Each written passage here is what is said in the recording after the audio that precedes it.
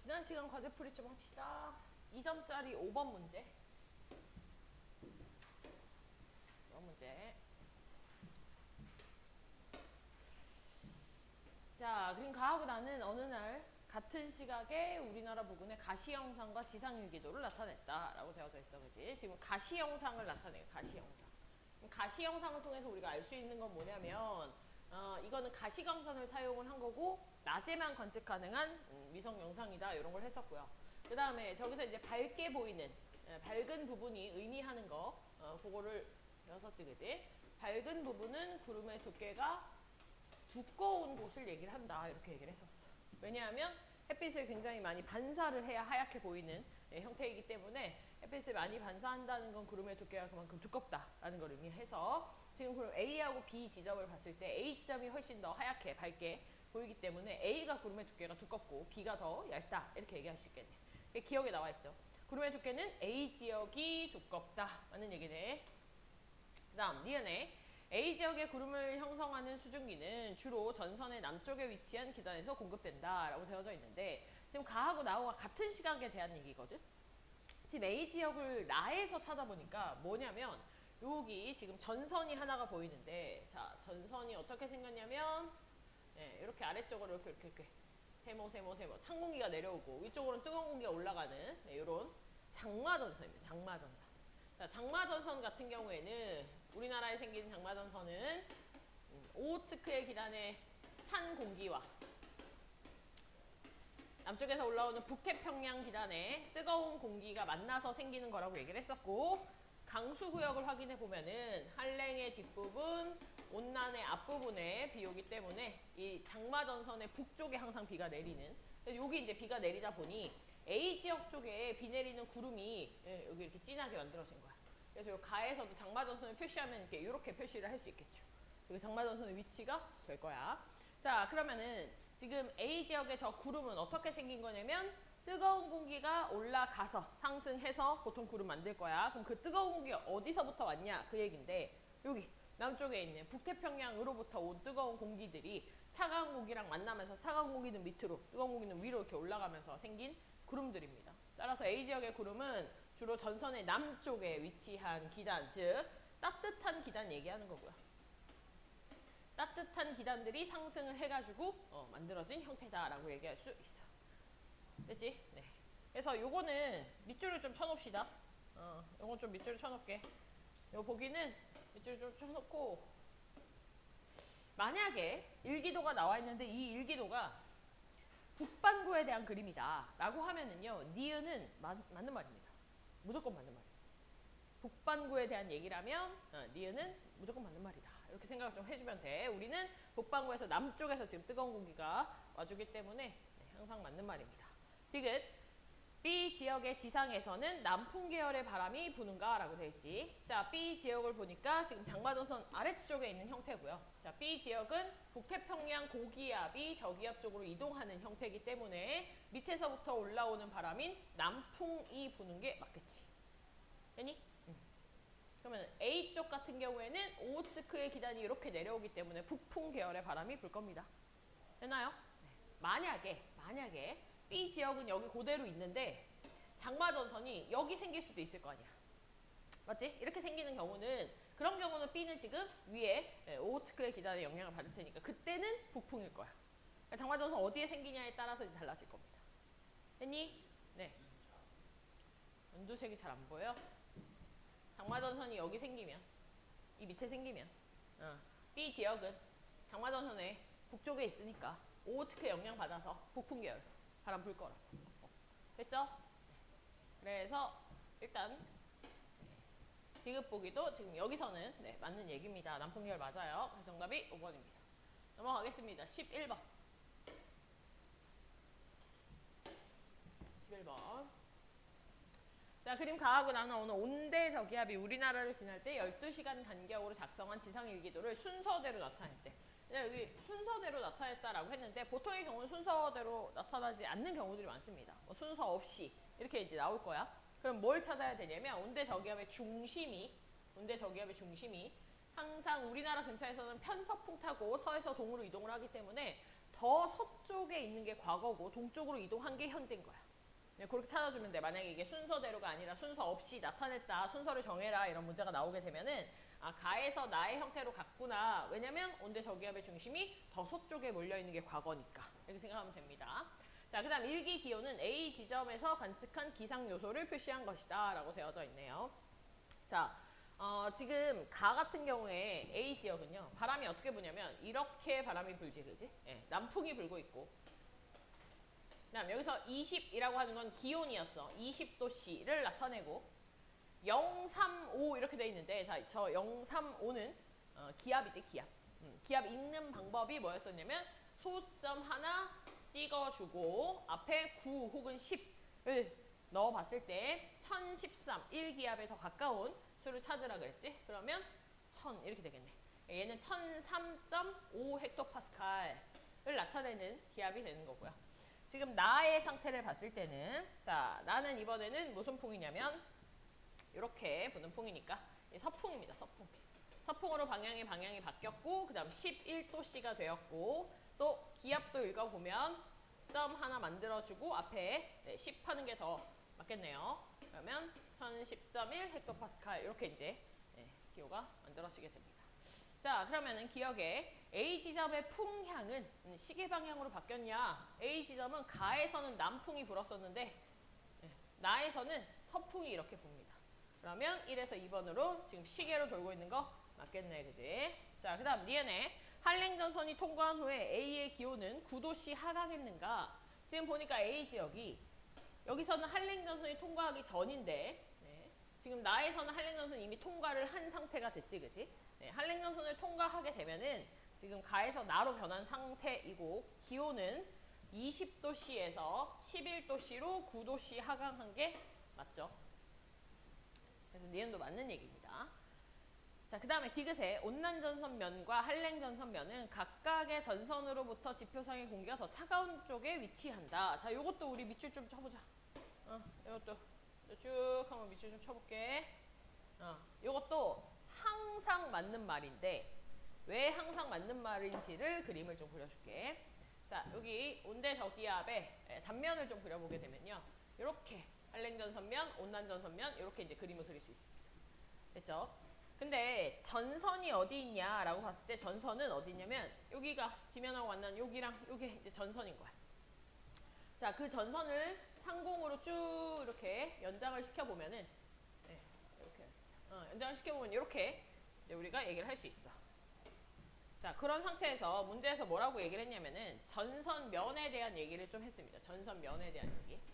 자, 전선면을 갖다가 어딨나 보니까 전선면은 이쪽에 있죠. 이쪽에 있고. 그지? 그러면 요 연장한 선을 갖다가 어느 쪽으로? 전선 쪽으로, 더 지표 쪽으로 이동을 시킬 거야. 근데 이게 이동하는 방향이 어떻게 되는 거냐면 여기가 지금 찬 공기고 이 위쪽이 이제 뜨거운 공기가 되는 거거든요. 여기도 찬 공기고 여기가 뜨거운 공기가 되는 거야. 그러면 얘가 더 찬 공기가 있는 쪽으로 지금 전선면이 이렇게 기울어졌다라는 표현입니다. 그래서 디귿의 온난전선면과 한랭전선면이 각각의 전선으로부터 공기가 더 차가운 쪽으로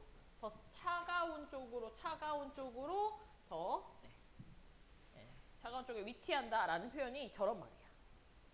됐니? 전선이 기울어져 있다라는 게 차가운 공기 쪽으로 기울어져 있다라는 얘기를 하는 겁니다. 그래서 이거는 맞는 말입니다. 맞는 말. 됐죠? 네. 자, 넘어가겠습니다. 3점짜리 2번 문제. 3.2번.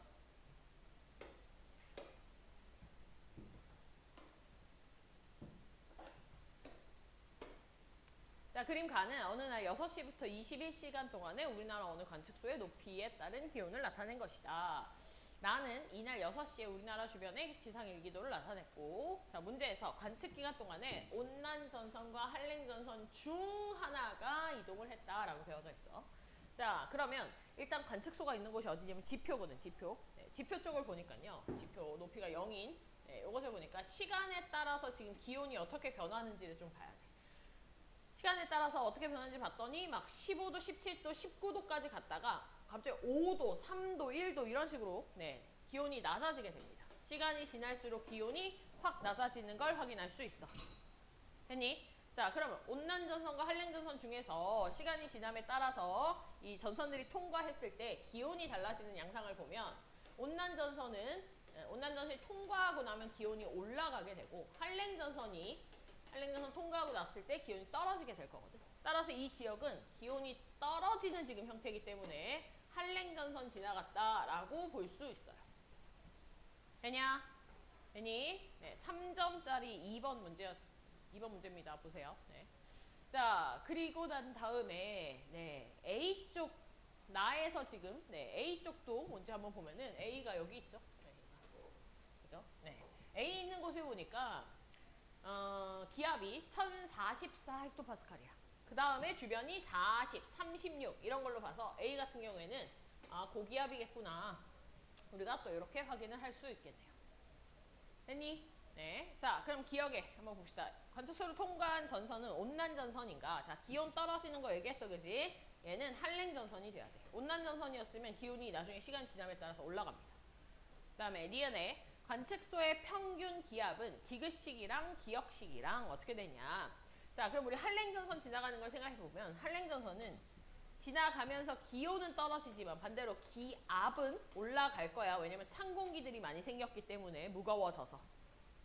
되니? 네. 그러면 기역에 온도가 높았을 때보다는 온도가 낮은 이 찬 공기들이 더 영향을 많이 끼치는 디귿 시기가 기압이 더 높을 겁니다. 그래서 디귿 시기가 높다. 맞는 얘기죠. 다음 디귿에 동그라미 디귿 시기에 관측소는 A 지역 기단의 영향을 받는가?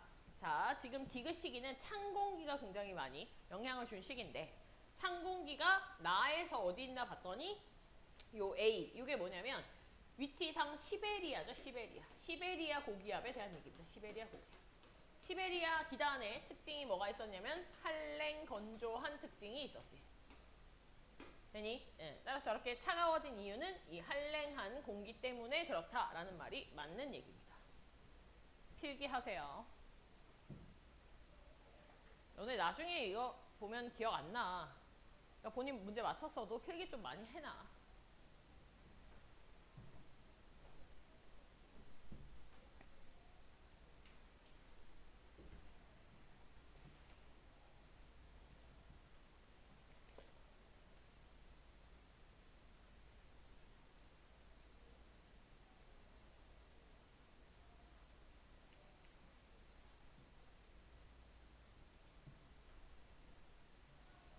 됐나요? 네, 넘어갑니다. 7번 문제. 7번 문제. 자, 그림은 어느 온대저기압의 영향을 받은 우리나라의 A랑 B 관측소에서 전선이 통과하기 전후의 기온 변화와 풍향에 대한 변화를 나타냈다라고 되어져 있어요.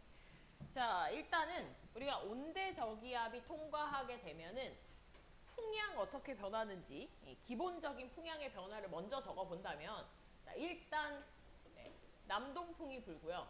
좀 안 적히네. 여기가 지금 관측소의 시작이라고 본다면 이제 온난전선이 시간이 지나면서 오게 될 거야. 근데 온난전선 오기 전에는 이 관측소에서는 남동풍이 불 겁니다. 남동풍. 그랬다가 시간이 지나서 이렇게 가운데 오게 되면은 남서풍이 됐다가 그 다음에 이제 이렇게 한랭전선 뒤쪽으로 가게 되면 얘가 북서풍이 불게 될 거야. 그래서 이 세트는 반드시 기억을 하라고 했었죠. 남동풍에서 남서풍으로 변하는 거는 온난전선이 지나서 그렇고 남서에서 북서로 변하는 거는 한랭전선이 지나서 그렇습니다.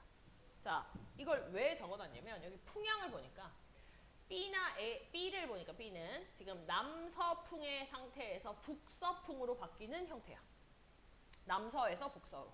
그럼 B 같은 경우에는 누구를 지난 상태냐면 얘는 한랭전선 지났다. 이렇게 이제 볼 수 있고요. A 같은 경우는 지금 보니까 남동풍에서 남서풍이 됩니다. 남동풍에서 남서풍으로 온난전선이 지난 형태가 될 거야. 이렇게 볼 수 있어요. 이렇게. 됐죠? 그리고 B 같은 경우에는 한랭전선이 지났기 때문에 이렇게 기온이 훅 떨어지는 거를 확인할 수 있겠네. 그럼 기억에 온난전선 B 관측소에는 1시에서 2시에 온난전선이 통과했는가? 자, B에 지금 1시에서 2시 사이에 기온이 떨어지는 걸 볼 수 있거든. 그럼 얘는 온난전선이 아니라 한랭전선이 지났기 때문에 네, 기온이 떨어졌다라고 볼 수 있고요. 이렇게 봐도 되고 아니면 여기 봐도 됩니다. 여기. 네, 여기 풍향 변하는 거 봐서 남서에서 북서로 변하는 게 한두 시쯤에 네, 이쯤에는 한랭전선이 통과했기 때문에 그렇다. 이렇게 네, 바꿔주면 돼. 자, 그 다음에 니은의 전선이 통과한 시기는 A 관측소랑 B 관측소랑 누가 더 빠르냐. 자, 전선이 통과하면 풍향이 바뀌게 되잖아. 그지? B가 풍향이 바뀐 시기와 A가 풍향이 바뀐 시기를 갖다 보게 되면은 B가 더 빠릅니다. B가. A 관측소보다 B 관측소가 빠르다. 맞는 얘기가 되겠네요.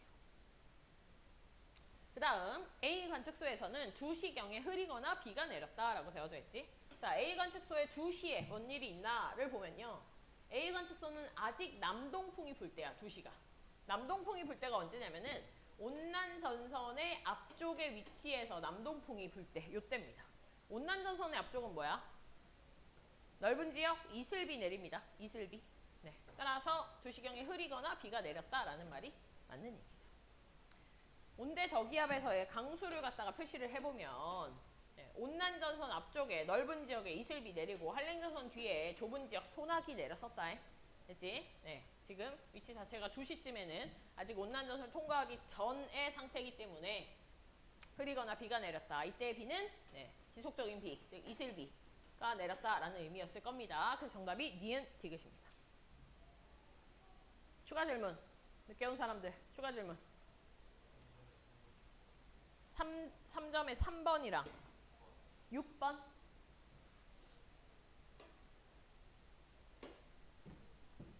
네, 3점 갑시다. 표의 다는 1일 강수량 분포를 나타낸 거고 나는 네, 지점 A의 1일 풍향 빈도를 나타낸 거다라고 되어져 있고 자, D1에서 D2가 하루 간격이래. 네, 이렇게 하루가 지났다. 라는 거고요. 여기 중요한 단서가 하나 나옵니다. 우리나라는 정체전선의 영향권 내에 있었다라는 표현이 나오네요. 내가 정체전선이 장마전선 얘기하는 거예요. 장마전선. 장마전선. 됐지? 자, 장마전선은 아까도 얘기했지만 찬 공기가 내려오고 오호츠크의 기단 그다음 뜨거운 공기가 올라가서 얘네들의 세력이 비슷한 상태에서 비가 내리는 거를 오랫동안 비가 내리는 걸 얘기를 합니다. 그래서 기호가 네, 이렇게 된다고 했었고 비가 내리는 구역이 어디냐라고 한다면 항상 네, 전선의 북쪽에 비가 내린다. 이렇게 강수구역을 표현했었어. 자, 그럼 여기 지금 D1, D2에다가 강수구역을 표현을 할 건데 자, 지금 비 오는 곳을 보니까 D2가 이렇게 비가 많이 오네요. 그럼 내가 장마전선을 여기다 그릴 수 있어. 됐지? 장마전선의 북쪽에 비가 오니까, 그지? 자, 그 다음에 D1을 보니까 D1은 비 오는 구역이 조금 이렇게 줄어들어 있어. 그지? 그럼 이게 같은 장마전선에서 D1일 때는 요만큼 비 오고 D2일 때는 이만큼 비 온다가 아니라 비가 오는 영역은 거의 똑같은데 지금 땅에만 비가 얼마 오나를 갖다가 표시를 해놨기 때문에 동일한 강수구역을 갖다가 놓고서는 한다면 네, 장마전선이 D1일 때가 더 밑에 있다는 얘기입니다. 그럼 D1에서 D2로 하루 지나는 동안 장마전선이 여기서 이 위로 이렇게 올라갔구나. 이렇게 올라갔구나. 라고 우리 볼 수 있어. 장마전선이 북상한 겁니다. 그럼 장마전선이 왜 북상했겠니? 북태평양 기단의 세력이 조금 더 세져서. 네? 만약에 얘가 남하했다면, 남쪽으로 오히려 내려왔다면 그럼 오호츠크해 기단에 이 찬 공기의 세력이 좀 더 세져서 밑으로 내려온 거야. 돼? 자, 그러면 기억에 D1일 때 정체전선의 위치는 D2일 때보다 좀 더 북쪽이냐? 알지? 좀 더 남쪽에 있죠. 남쪽에. 그래서 기억이 틀렸고요. 그다음 디귿 먼저 가겠습니다. D1일 때가 D2일 때보다 북태평양 기단의 영향을 더 받는다? 그러니까 북태평양 영향을 더 받으면 뜨거운 공기의 세력이 세진 거니까 더 어떻게 돼야 돼? 더 위로 올라가야 돼. 그지? 그러면 D2일 때가 오히려 더 영향을 많이 받는 건데 여기 D1일 때가 라고 했으니까 틀렸네요. 두 개 바뀌어야 되네. 틀렸습니다. 됐죠? 네. 그럼 니은을 보겠습니다. 니은. 아마 니은 때문에 애들이 많이 틀린 것 같은데 자, 니은의 D2일 때 남동풍의 빈도와 남서풍의 빈도를 보래. 빈도는 요거죠. 자, 요거를 보는데 남동은 남동 요쪽에 해당하는 애들이야. 자, 빈도라고 하니까 애들이 점의 개수를 세거든. 3개 막 이렇게 센단 말이야. 그지? 남서풍 하니까 네, 여기는 점개수가 4개. 그럼 남서풍이 빈도가 더 크네. 이렇게 생각들을 하거든. 근데 그렇게 하면 안 돼. 왜냐면 여기 뭐라고 돼 있냐면요. 단위 자체가 이미 %입니다. 이미 점 하나가 빈도를 나타내. 점 하나가. 그럼 점 하나당 빈도가 얼마인지를 읽어줘야 돼. 되니? 그럼 남동풍에서는요. 빈도가 얼마가 나오냐면은 40짜리가 하나 있고 나머지 2개는 20보다 이제 적은 애들이야. 그 다음 남서풍들은 4개가 있지만 그게 다 모조리 다 20%보다 더 작은 애들이야. 그럼 빈도가 누가 더 크냐 했을 때 큰 값을 가지는 게 누구야? 남동풍에서 이거 40%죠. 되나요? 그래서 남동풍의 빈도가 크다라는 말이 맞는 겁니다. 만약에 문제에서 이런 %의 단위를 주지 않았어. 그럼 개수 세는 거 맞아. 근데 %의 단위를 줬기 때문에 그리고 숫자를 줬기 때문에 그거 읽는 게 네, 요 니은 보기를 푸는 방법입니다. 됐나요? 네, 넘어가겠습니다. 6번 문제요.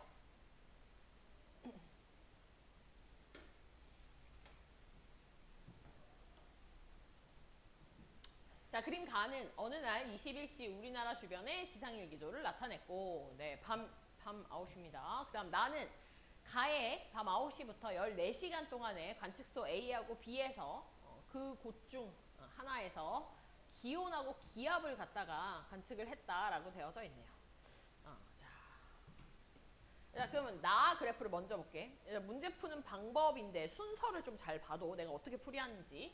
나를 보니까 지금 기온과 기압을 나타내고 있는데 어떤 게 기온인지 어떤 게 기압인지 몰라. 맞지? 그럼 그것부터 먼저 찾아야 돼. 근데 얘는 지금 온대 저기압의 영향을 받고 있잖아. 그지? 그러니까 기압 자체가 이렇게 위로 고기압의 형태로 이렇게 갈 수가 없습니다. 저기압을 나타내야 될 거 아니야. 맞지? 따라서 기압 그래프가 어떻게 나타나야 돼? V자 곡선이 이렇게 밑으로 떨어지는 이런 그래프가 나와야 됩니다. 됐나요? 네.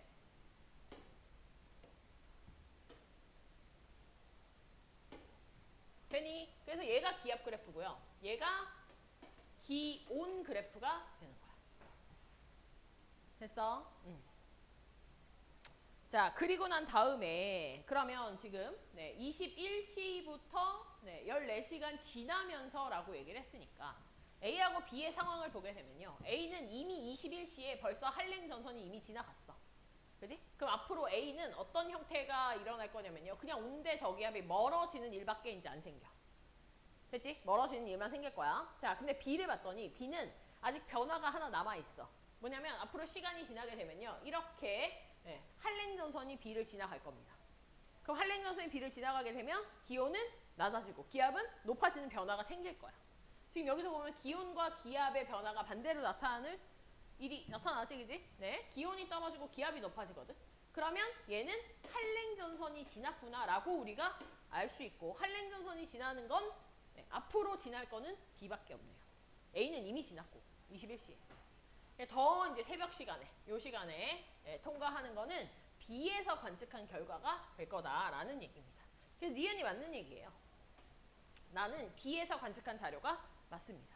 그 다음에 기억 볼까요? 가에서 A의 상층부에서는 주로 층운형.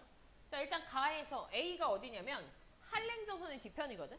한랭전선의 뒤편은 차가운 공기가 뜨거운 공기를 확 파고드니까 뜨거운 공기가 확 올라가가지고 저군형 형태의 구름을 만들죠. 그러니까 좁은 지역에 소나기가 내리게 될 거니까 기억은 틀린 얘기가 될 거고. 다음 디귿에 나의 관측소에서 기억 기간 동안에 풍향은 시계 반대로 바뀌느냐라고 돼 있네. 자, 기억 기간이 지금 어떤 기간이냐면 기온이 떨어지고 기압이 올라가는 한랭이 통과한 시기입니다. 한랭이 통과한 시기. 됐나요? 얘들아, 한랭 전선이 통과하게 되면요.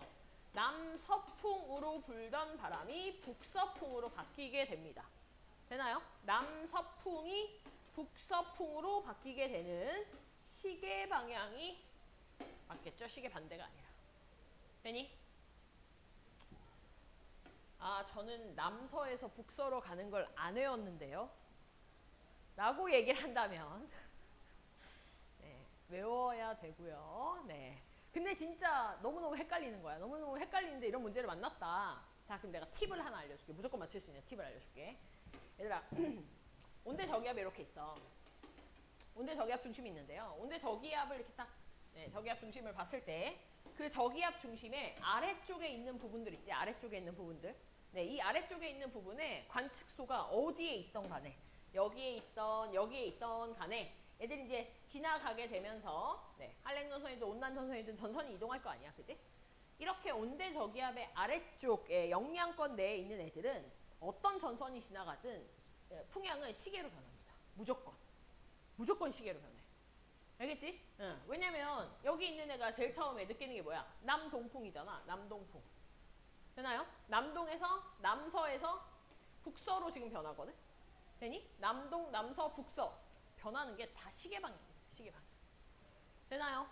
그래서 온대저기압의 아래쪽에 있는 애들. 그럼 지금 여기 보면은 이게 지금 A든 B든 간에 온대저기압 중심에 대해서 아래쪽에 있는 애들이잖아.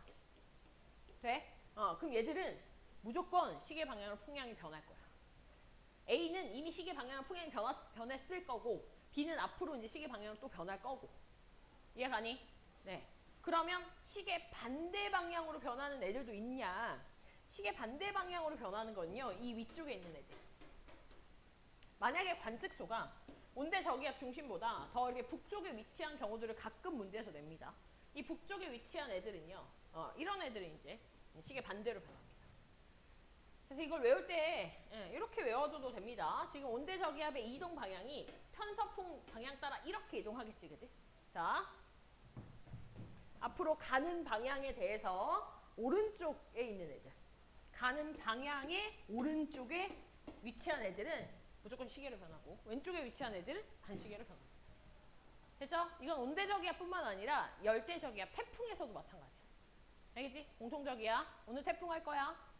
알겠지? 이거 같이 알아두면 됩니다. 그리고 기본적으로는 남동, 남서, 북서는 외웁시다. 이건 좀 외워야지. 알겠니? 네. 그래서 정답이 니은이었습니다. 됐나요? 더 질문 없나? 네? 2점에요. 네. 2점에 9번이요. 네, 2점 9번 문제.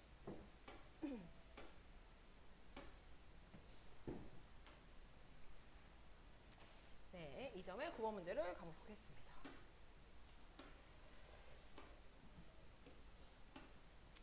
자, 그림 가하고 나는 우리나라를 지나는 온대 저기압의 위치를 12시간 간격으로 나타냈대. 이것도 너무 문제가 착해.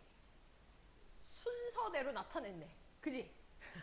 네. 12시간 간격으로 순서 없이 나타낸 것이다. 이랬으면 더 좋았을 것 같은데. 그지? 그러면 어떻게 찾아야 된다고 했어? 온대저기압의 중심이 더 서쪽에 있는 거. 서에서 동으로 이동하는 게 편서풍에 영향받는 그 방향이기 때문에 가에서 나의 방향으로 시간이 흘렀구나 라고 우리가 찾아낼 수 있습니다.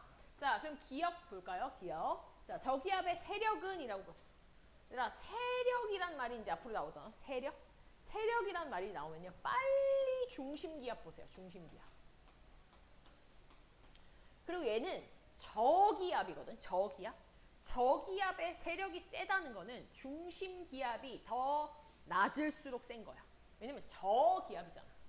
얘가 저기압들은 더 중심기압이 낮을수록 센 거야. 알겠지? 네, 낮을수록 강하다. 그러면 읽어보면 가에서는 지금 중심기압이 1013쯤 되고요. 나에서는 1004쯤 되네. 자, 누가 더 세니? 나가 세네요. 네? 그럼 가가 더 약한 게 맞네. 되지? 자, 그 다음에 니은에 가에서 나로 변하는 동안 A에는 지속적으로 비가 내렸는가. 그다음 가를 봤더니 지금 가가 어디 있냐면은 온난전선만 지난 상태야. 됐지? 아직 한랭이 지난 상태가 아니야, 그지? 그럼 저 사이에 낑겨져 있는 동안은 비가 와, 안 와? 안 와. 맑은 날씨야, 그지? 그럼 가에서 나로 변하는 동안에 계속 한 게 아니라 가 시기에는 비가 쭉 안 오다가 나 시기 바로 직전에 한랭을 지나면서 이제 나 시기에 비가 오는 거죠. 되나요? 지속적으로라는 말이 틀렸네요. 나 시기에 비가 오게 됩니다. 무슨 비가 오니? 그렇지. 좁은 지역 소나기가 내리게 됩니다. 왜냐면 한랭 전선이 지났으니까. 니는 틀렸고. 디귿에 우리나라를 지나는 온대 저기압은 봄철이 여름철보다 형성되기가 쉽다. 자, 온대 저기압 같은 경우에는 어디서 생겼었냐면 주로 유도 60도. 에서 생긴다고 했었어, 그지? 근데 그 위도 60도가 가지는 의미가 뭐라고 얘기했었냐면 위에서는 찬 공기가 내려오고 아래에선 뜨거운 공기가 올라가는. 그러니까 성질이 다른 두 공기들이 만나야 돼. 되니? 만나야 돼. 아니 근데 여름철은 주위를 둘러봐도 다 뭐야? 다 뜨거운 공기잖아. 찬 공기가 없잖아, 우리나라 주변에. 맞니? 그러면 얘는 만들어지기가 어렵다는 거야. 차라리 봄철이 만들어지기가 더 쉽다는 거죠. 찬 공기가 존재할 수 있으니까. 그래서 우리나라에 지내는 온대 저기압은 봄철이 형성되기가 쉽다라는 말이 맞는 얘기가 되는 겁니다. 됐나요? 네. 그래서 정답이 기억 디귿입니다. 진짜 끝? 오케이. 넘어갑시다. 8강. 태풍. 태풍. 네. 며칠 전에 태풍이었지. 그지? 목요일이었지. 맞지? 내가 이 고1들 수업이 목요일, 토요일 이렇게 국어학 수업이 이렇게 두 번 있거든. 그날 목요일 애들이 태풍을 뚫고 왔어. 태풍 배웠어. 내가 보면서 타이밍 진짜 장난 아니다. 이러면서 했는데 니네는 너무 날씨가 맑지? 태풍이 다 지나갔지, 그치? 네. 그래도 며칠 안에 이제 태풍을 우리가 겪었기 때문에 아마 뉴스에서 했던 얘기들이라든지 기사로 본 그 용어들이라든지 이런 게 머릿속에 좀 기억이 남지 않니, 아직? 아직 있지 않아? 뉴스도 안 보고 살아. 그렇구나. 기사 안 봐? 연예면 이런 기사만 보나? 그래? 그래? 아니 우리나라를 지금 관통하는 태풍이 온다는데 기사를 하나도 안 봤어? 야, 우리나라를 관통하는 태풍이 1950년, 51년인가 이후로 뭐 처음이래나? 뭐 이러던데. 쇼츠. 이 MZ 세대들 이거 어떡하지? 어? 글을 안 읽으려 그러네. 영상만 보려 그러네. 영상만. 그렇구나. 그렇습니다. 네, 알겠습니다. 일단은 네, 태풍 얘기를 한번 해봅시다. 태풍. 자, 우리가 앞에서 배운 게 온대저기압이거든. 온대저기압. 자, 온대저기압 다 배웠고 이제 우리가 태풍 배울 건데 태풍은 사실 뭐냐면요. 태풍의 소속이라고 한다면 태풍의 소속은 열대저기압입니다. 열대저기압. 그래서 우리가 온대저기압 배웠고 이제 열대저기압 배우는 거야. 근데 열대저기압 중에서도 아주 스페셜하게 중심 부근의 풍속이 17m/s 이상인 애들만 우리가 태풍이라고 특별히 불러주는 거야. 스페셜한 애들이야. 알겠지? 네. 그래서 소속은 열대저기압인데 그 중에서도 중심 부근의 풍속이 17m/s 이상이다. 그럼 걔들을 태풍이라고 한다. 17보다 안 되면 그냥 열대저기압입니다. 태풍 아니에요. 됐나요? 네. 자, 그래서 이 태풍도 열대저기압의 형태이기 때문에 특징들이 좀 있습니다. 자, 일단 첫 번째 특징. 온대저기압과 좀 비교해서 내가 특징들을 설명을 해볼게. 자, 온대저기압 같은 경우에는 우리가 어디서 보통 만들어지는 애들이라고 했냐면 온대지역, 즉 중위도 지역에서 만들어진 애들이라고 했었고 그 중에서도 특별히 위도 60도면 더 좋다 뭐 이런 얘기를 좀 했었죠. 왜냐면 찬 공기, 뜨거운 공기 만나야 되니까. 자, 근데 이 열대저기압들은 어디서 만나냐면은 열대지방. 되나요? 즉 적도 부근에서 만들어집니다. 자, 그런데 주의해야 될 게 있어. 얘는 저위도 더운 곳에서 만들어지는데요. 이 저위도의 특성을 좀 보게 되면은 어떤 특성을 좀 가지고 있냐면 지구가 이렇게 있을 때 가운데 적도가 있다면 우리가 뭐 30도, 60도, 90도, 30도, 60도, 90도 이렇게 얘기를 할 수 있겠지, 그지? 그럼 저위도라고 하는 곳이 어디냐면 여기 0에서 30 사이 여기를 보통 얘기를 하는 겁니다. 됐나요? 자, 근데 이 0에서 30 구간을 남반구, 북반구를 봤을 때 얘들은 다 어떤 형태냐면 여기도 뜨거운 공기, 여기도 뜨거운 공기, 주변이 싹 다 뜨거운 공기. 되니? 그러니까 찬 공기가 없어. 그러다 보니 온대저기압처럼 뜨거운 공기나 찬 공기가 만나서 전선을 형성하거나 하는 일이 안 생겨. 얘들은요, 큰 특징입니다. 전선이라는 걸 동반하지 않습니다. 전선이 없습니다. 왜 전선이 없다 그랬어? 주변에 뜨거운 공기밖에 없어서. 찬 공기가 없으니까 성질이 다른 애들 만날 일이 없는 거야. 그러니까 전선을 형성할 일이 없어. 알겠지? 네, 전선을 동반하지 않는다라고 하는 게 굉장히 큰 특징이에요. 자, 그럼 이 열대저기압 어디서 만들어지느냐? 저위도 중에서도요. 저위도 중에서도 위도로 정확히 표시를 하면은 위도 한 5도에서 25도 정도 되는 위치. 예. 그 위치가 보통 수온이 한 26도씨 이상 되는 바다 위에서 열대 해상에서 만들어집니다. 바다 위에서 만들어져요. 바다 위에서. 너네 태풍에 대해서 이렇게 실시간 이동 경로 이런 거 쇼츠로 못 봤니? 봤지? 그건 봤지 쇼츠. 이렇게 이동하는 거 보면요. 다 어떻게 오냐면 바다에서 이렇게 위로 올라오게 됩니다. 우리나라 쪽으로. 되나요? 네. 이게 왜 그런 거냐면 이 열대 저기압 자체가 기본적으로 굉장히 큰 이 중심기압이 17m/s로 굉장히 빠르려면은 이 공기들이 굉장히 큰 상승 기류들이 만들어져 가지고 얘들이 이동을 해줘야 되거든. 그럼 강한 상승 기류를 만들기 위해서는 수증기가 그만큼 공급이 정말 많이 돼야 돼. 근데 그냥 약한 수증기 아니고 굉장히 빠른 속도로 회전하는 수증기들이야. 그러려면 엄청 실이 더운 바닷가 위에서 만들어져야 됩니다. 됐나요? 네. 그래서 이제 열대저기압 태풍 같은 경우가 이제 보통 이거 알아야 돼. 위도 5도에서 25도 사이. 수온은 26도씨 이상 되는 열대 바닷가 위에서 많이 만들어진다라는 얘기입니다. 되나요? 네. 근데 자, 여기 보면은 위도 0도가 빠졌어. 즉, 요 부분이 빠졌어. 여기서는 태풍이 안 만들어지냐? 안 만들어집니다. 오히려 이 부분이 되게 뜨거울 것 같잖아, 바다가. 그지? 되게 뜨거울 것 같은데 되게 뜨거운 건 맞는데 안 만들어져요. 왜냐면요. 자, 이 적도 0도에서 5도 사이에 해당하는 부분, 그게 북반구든 남반구든 간에 이 부분은요. 뭐가 존재하지 않냐면 전향력이라고 하는 힘이 없습니다. 전향력이라고 하는 이게 지구 자전에 의해서 생기는 힘인데 이 지구 자전에 의해서 생기는 힘이 적도에서는 0이에요. 0. 네, 다른 극으로 갈수록 생기고요. 적도에서는 만들어지지 않습니다. 그럼 이 전향력이 무슨 역할을 하게 되냐면 자 바다에서 막 수증기들이 공급이 돼. 근데 이게 그냥 단순히 공급만 되면 안 되고 얘들이 어떻게 되냐면 소용돌이가 팍 쳐지면서 얘들이 시계 반대 방향으로 확 이렇게 올라가야 되거든.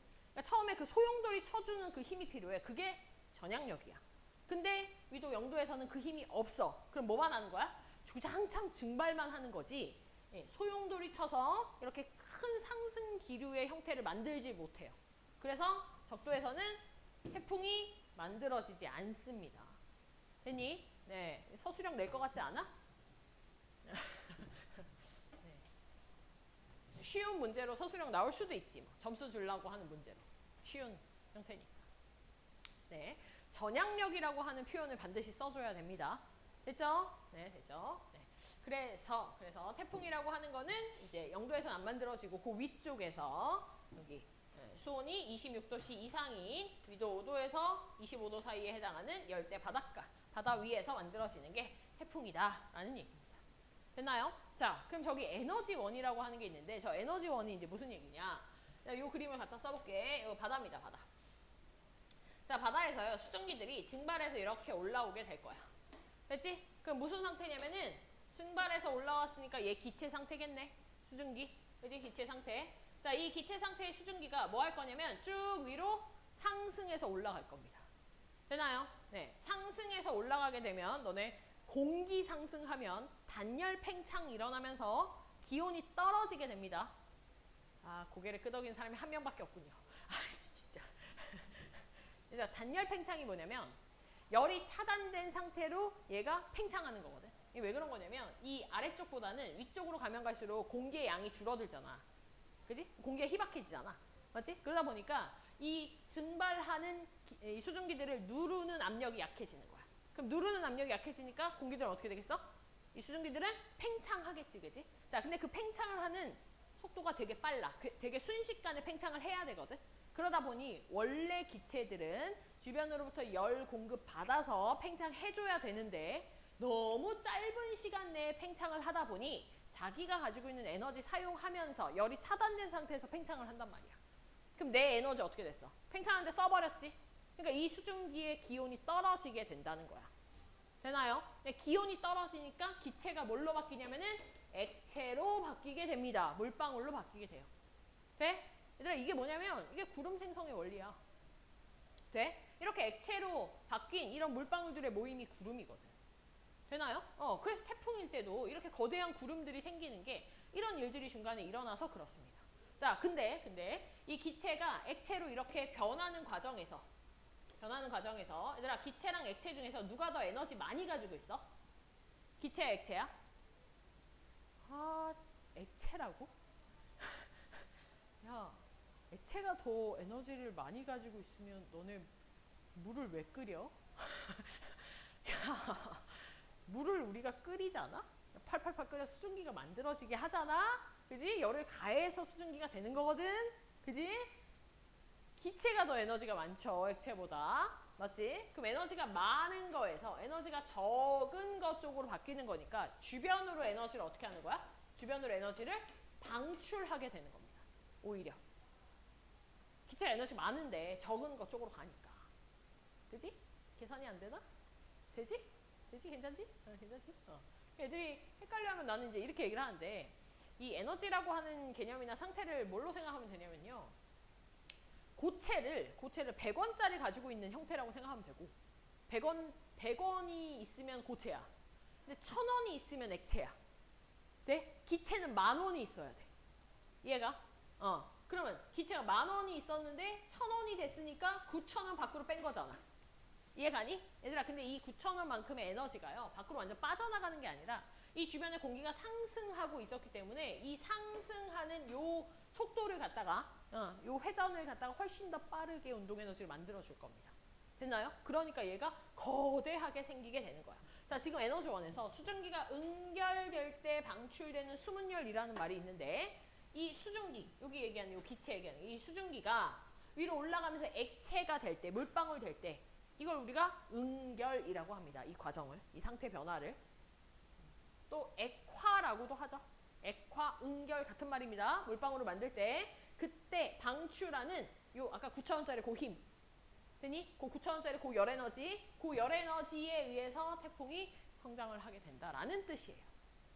되니? 근데 왜 하필 수문열이라는 말을 쓰나? 기체가 액체 됐으니까 액화열 아닌가? 아니면 응결열 아닌가? 맞아. 액화열도 맞고 응결열도 맞아. 근데 그거를 다 통칭하는 말이 수문열이라는 말이야. 숨어있는 상태 변화에 필요한 열, 수문열. 됐나요? 네. 그래서 수문열이라고 그냥 쓰는 겁니다. 얘들이 서술형을 쓰는데 만약에 액화열이 기억이 안 나. 막 응결열이라는 말이 기억이 안 나. 그럼 그냥 수문열 쓰면 다 맞다니까. 됐나요? 그러니까 통칭하는 말이라고 생각하면 돼. 자, 그래서 태풍이라고 하는 거는 수증기가 응결이 될 때 방출하는 수문열에 해당한다. 저게 에너지원이 되면서 태풍이 이제 발달을 하게 된다라는 겁니다. 자, 어떻게 발달을 하는지 발생 과정이 나와져 있어요. 열대해상에서 열과 수증기를 공급받은 공기가 이제 상승을 하게 되면서 저렇게 살짝 저군형 형태의 구름이 만들어지게 됩니다. 근데 저게 이제 어떻게 되냐? 소용돌이를 팍 쳐지면서 전향력에 의해서 소용돌이가 확 쳐지면서 더 거대한 형태로 이제 얘들이 만들어지기 시작합니다. 됐나요? 시계 반대 방향의 형태로 얘들이 회전해 가면서 올라가게 될 거야. 왜냐면 왜 시계 반대 방향이냐면 얘 지금 열대 저기압이잖아. 우리나라에서의 저기압은요. 상승기, 중심의 상승기를 만들어줘야 되니까 시계 반대 방향으로 이렇게 공기들이 불어 들어와야 돼. 시계 반대 방향으로. 시계 반대 방향으로 불어 들어와서 위쪽으로 이렇게 올라가는 겁니다. 그러니까 저기가 중심이니까 시계 반대 방향으로 공기들이 불어 들어가서 위쪽으로 쭉 올라가는. 그래서 이렇게 거대한 형태가 됩니다. 얼마 정도로 거대해지냐면요. 태풍의 보통의 크기를 우리가 여기 반지름을, 태풍의 반경을 500km 정도로 봅니다. 그러니까 지름으로 치면 1000km잖아. 그러니까 우리나라가 다 덮일 정도가 맞습니다. 그러니까 태풍이 한번 오게 되면 우리나라는 다 태풍의 영향권 내에 있는 건 맞지. 근데 그렇다고 그럼 이 1000km에 해당하는 곳에 다 엄청나게 심한 비가 오느냐? 그건 아니고 요 근처, 요 중심에 가까운 부분에 비가 굉장히 많이 오게 되고 이제 끝으로 가면 갈수록 비는 그렇게 많이 오진 않아요. 됐나요? 네, 태풍의 영향권 내에 있다라고 하는 얘기는 일단 기본적으로 태풍이 뒤덮고 있는 그 크기만 보게 되면 거의 반지름이 거의 한 500km 정도 됩니다. 그리고 요 태풍의 요 높이는 약 얼마쯤 되냐면요. 약 한 15km 정도 됩니다. 15km. 야, 그러면 이 반경이 수평의 규모가 지름이 한 1000km 되거든. 1000km? 근데 수직으로는 꼴랑 얼마 올라가?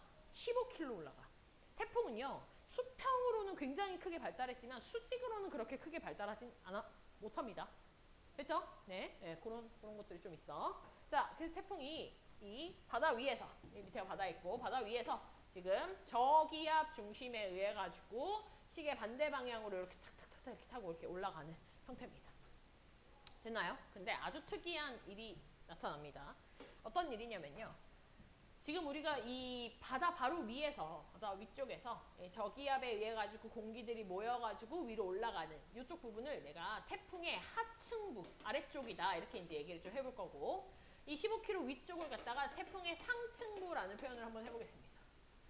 자, 이 태풍의 하층부에서는 저기압 중심이기 때문에 시계 반대 방향으로 공기들이 모여가지고 상승을 하게 될 거야. 됐지? 그래서 여기서의 공기의 이동을 갖다 표시해 본다면 시계 반대 방향으로 공기가 불어 들어온다 이렇게 표현할 거야. 늘상 하던 표현입니다. 저기압이니까, 그지? 근데 뭐가 특이하냐면 이 상층부가 너무너무 특이해. 상층부가. 자, 이 상층부는요. 이렇게 시계 반대 방향으로 공기들이 불어 들어왔지, 그지? 걔들이 언제까지 불어 들어오게 될 거냐면은 이 위쪽에서는 공기들이 좀 빠져나가줘야 계속해서 불어 들어올 거 아니야, 그지?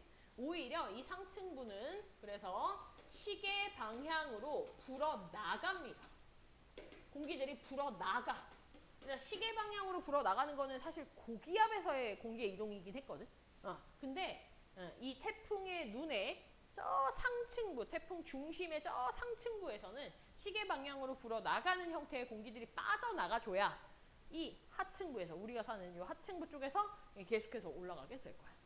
되니? 그래서 요거는요, 요 상층부에서의 공기의 이동 요거는 암기입니다. 그냥 암기예요. 이게 근데 수능 그때 모의고사에 아마 모평에 나왔던 것 같아요. 수능 모평에 6월 모평인가 거기에 그냥 생뚱맞게 갑자기 나왔어. 됐니? 네, 그래서 그냥 암기해야 될 사항입니다. 그 뒤로는 이제 자주 나오고 있거든, 저 말은. 외우면 됩니다. 알겠죠? 네, 외우면 돼요. 자, 그럼 이렇게 시계 방향으로 불어나간 공기가 밖으로 빠져나가는데, 자, 그 중에 일부가 어디로 내려가냐면 요 중심을 통해 가지고 요 태풍의 눈이라고 불리우는 태풍의 중심 쪽으로 이렇게 약한 하강 기류가 중간에 생기게 됩니다. 됐나요? 자, 여기서 너네가 정말 많이 하는 실수를 알려줄게.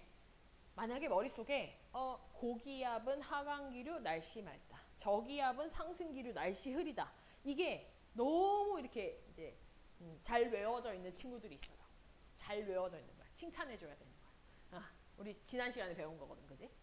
근데 그걸 여기다 잘못 적용하면 어떤 일이 있을 수 있냐면 그러면 태풍의 눈은 중간에 하강기류가 있고, 자, 하강기류가 나타나는 곳은 고기압이니까 이 태풍의 중심이 고기압이다 이렇게 생각하는 애들이 있거든. 근데 그거 완전 틀린 말. 되니? 자, 태풍이 하강기류가 생성되는 건 맞아. 됐지? 근데 저기압이야. 왜냐면 시작 자체가 어땠어? 반시계 방향으로 공기가 불어 들어오는 저기압 중심이거든. 심지어 그 저기압도요, 옆에 그래프를 보면 알겠지만 기압이 제일 낮은 곳이 바로 이 태풍의 눈입니다. 됐나요? 그러니까 약한 하강기류가 있긴 있지만 저기압이다. 이걸 기억을 해야 돼. 됐지? 대신에 이 하강기류가 형성이 되면서요, 이 태풍의 눈에 해당하는 중심 부분은 날씨가 맑아지는 건 맞습니다. 날씨가 맑아지는 건 맞아. 됐지? 그러면 상승기류 구름 생긴다. 하강기류는 날씨 구름이 소멸된다. 이거는 이제 변하지 않는 거거든. 근데 이제 이 중심부 같은 경우에는 저기압이지만 약한 하강기류가 형성이 되어져 있다. 이걸 이제 기억을 해주면 되겠어. 됐니? 그래서 이 태풍의 눈이라고 불리우는 이 중심부는요, 태풍의 아까 크기가 반지름이 한 500km쯤 됐잖아, 그지? 태풍의 눈의 반지름은 한 50km쯤 됩니다. 50km. 네, 그래서 요 50km면 대구시의 전체는 안 되겠지만, 그지? 대구시 일부가 좀 포함되어져 있는 그 정도의 크기가 될 거거든. 예, 그런 것들이 딱 지나게 됐을 때 어떤 일이 이제 일어나게 되냐면, 비가 엄청 오다가 갑자기 날씨가 쨍 하고 잠깐 맑아. 태풍의 눈에 들어가게 되면. 그랬다가 다시 이제 태풍이 이동을 하는 과정에서 다시 이제 또 비가 오게 됩니다. 네, 태풍의 눈에 딱 들어가게 됐을 때가 맑은 날씨가 잠깐 나타나게 됩니다. 됐나요? 그게요 태풍의 눈의 특징이라고 보면 돼. 자, 옆에 그래프를 보면은 기압과 풍속에 대한 그래프가 나와져 있는데 이 기압과 풍속에 대한 그래프가요. 지금 여기 태풍의 중심으로부터의 거리라고 표현이 돼서 여기 0이라고 되어져 있는 여기가 태풍의 눈에 해당하는 부분이고 태풍의 눈. 자, 태풍의 눈이 가장 기압이 낮은 곳이라고 얘기를 했고 또 태풍의 눈에서 약한 하강 기류가 나타나면서 날씨가 맑다고 했잖아, 그지? 그래서 바람도 훨씬 덜 붑니다. 날씨 맑으니까. 대신 거기서 조금만 옆으로 가게 되면 조금만 옆에 있는 지역들은 막 엄청 바람이 불게 되는 거야. 됐나요? 요게 태풍 그래프다라고 보면 돼. 그래서 얘들아 앞으로 이런 그래프가 정말 많이 나올 겁니다. 이런 그래프가 나오면서 너네한테 이게 기압 그래프인지 이게 풍속 그래프인지를 안 알려줄 거거든. 그럼 너네가 어떻게 찾아야 되냐면 이 태풍은 열대 저기압이잖아. 그지? 따라서 기압은 항상 낮은 미니멈 값을 항상 한번 찍어야 되거든. 그래서 V자 그래프 무조건 찾으세요. V자 그래프 찾으면 그거 기압 그래프야. 알겠지? V자 그래프가 기압 그래프고 풍속 그래프는요. 나는 이거 M자라고 표시하거든. M자 그래프가 풍속입니다. 근데 얘들아 이게 사실 어떤 그래프가 나올 수도 있냐면요. 이런 그래프가 나올 수도 있어요. 자, 똑같이 내가 한번 그려볼게. 자, 여기가 태풍의 눈 중심이고 자, 기압이 지금 똑같이 이렇게 되어져 있어. 근데 풍속이 지금 요거처럼 M자가 아니라 풍속이 이런 경우들도 있어. 네? M자 아니지 이거? 그지? 이거는 무슨 의미냐면요. 관측소가 두 군데가 있는데 지금 이런 그래프를 갖다가 관측한 관측소는 이번 태풍으로 따진다면 대구에서 관측하면 이런 형태인 거야. 대구가 태풍의 눈이 관통했잖아.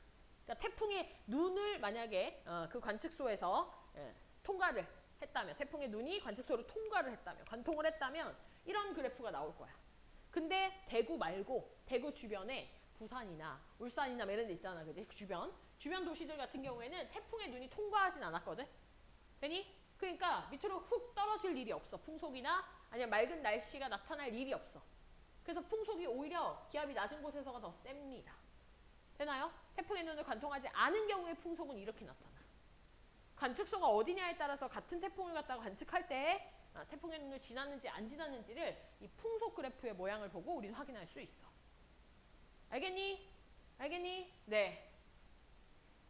됐습니다.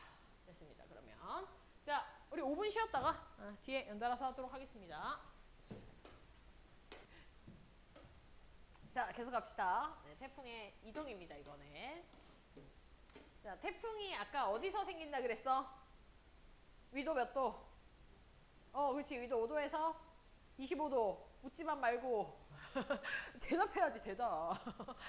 5도에서 25도 사이라고 했었지, 그지? 자, 그럼 보세요. 보통 우리가 태풍이 이렇게 지구가 이렇게 있으면은 위도 5도에서 25도 사이에서 이렇게 생성이 돼가지고 얘가 이렇게 올라옵니다. 이렇게 북상에서 올라와가지고는 요 위도 30도 근처에서 이렇게 방향을 한번 틀 거야. 알겠지? 네. 늘 30도는 아니고 주로 30도 근처라고 우리가 얘기를 합니다. 네, 이렇게 방향을 트는 걸 뭐라고 하냐면요. 그 지점을 전향점이라고 얘기를 합니다. 전향점. 그래서 발생 초기라고 하는 거는 이제 적도 부근, 5도 근처 생성되는 부분에서는 이제 무역풍이라고 하는 바람의 영향을 받으면서 북서쪽으로 진행한다. 이렇게 북서쪽으로 진행을 합니다. 됐나요? 얘가 이렇게 진행할 수 있었던 이유는 왜 그런 거냐면 이 0에서 30도 사이에서는 이렇게 바람이 무역풍이라고 하는 바람이 불어. 됐지? 그 바람하고 같이 같은 방향.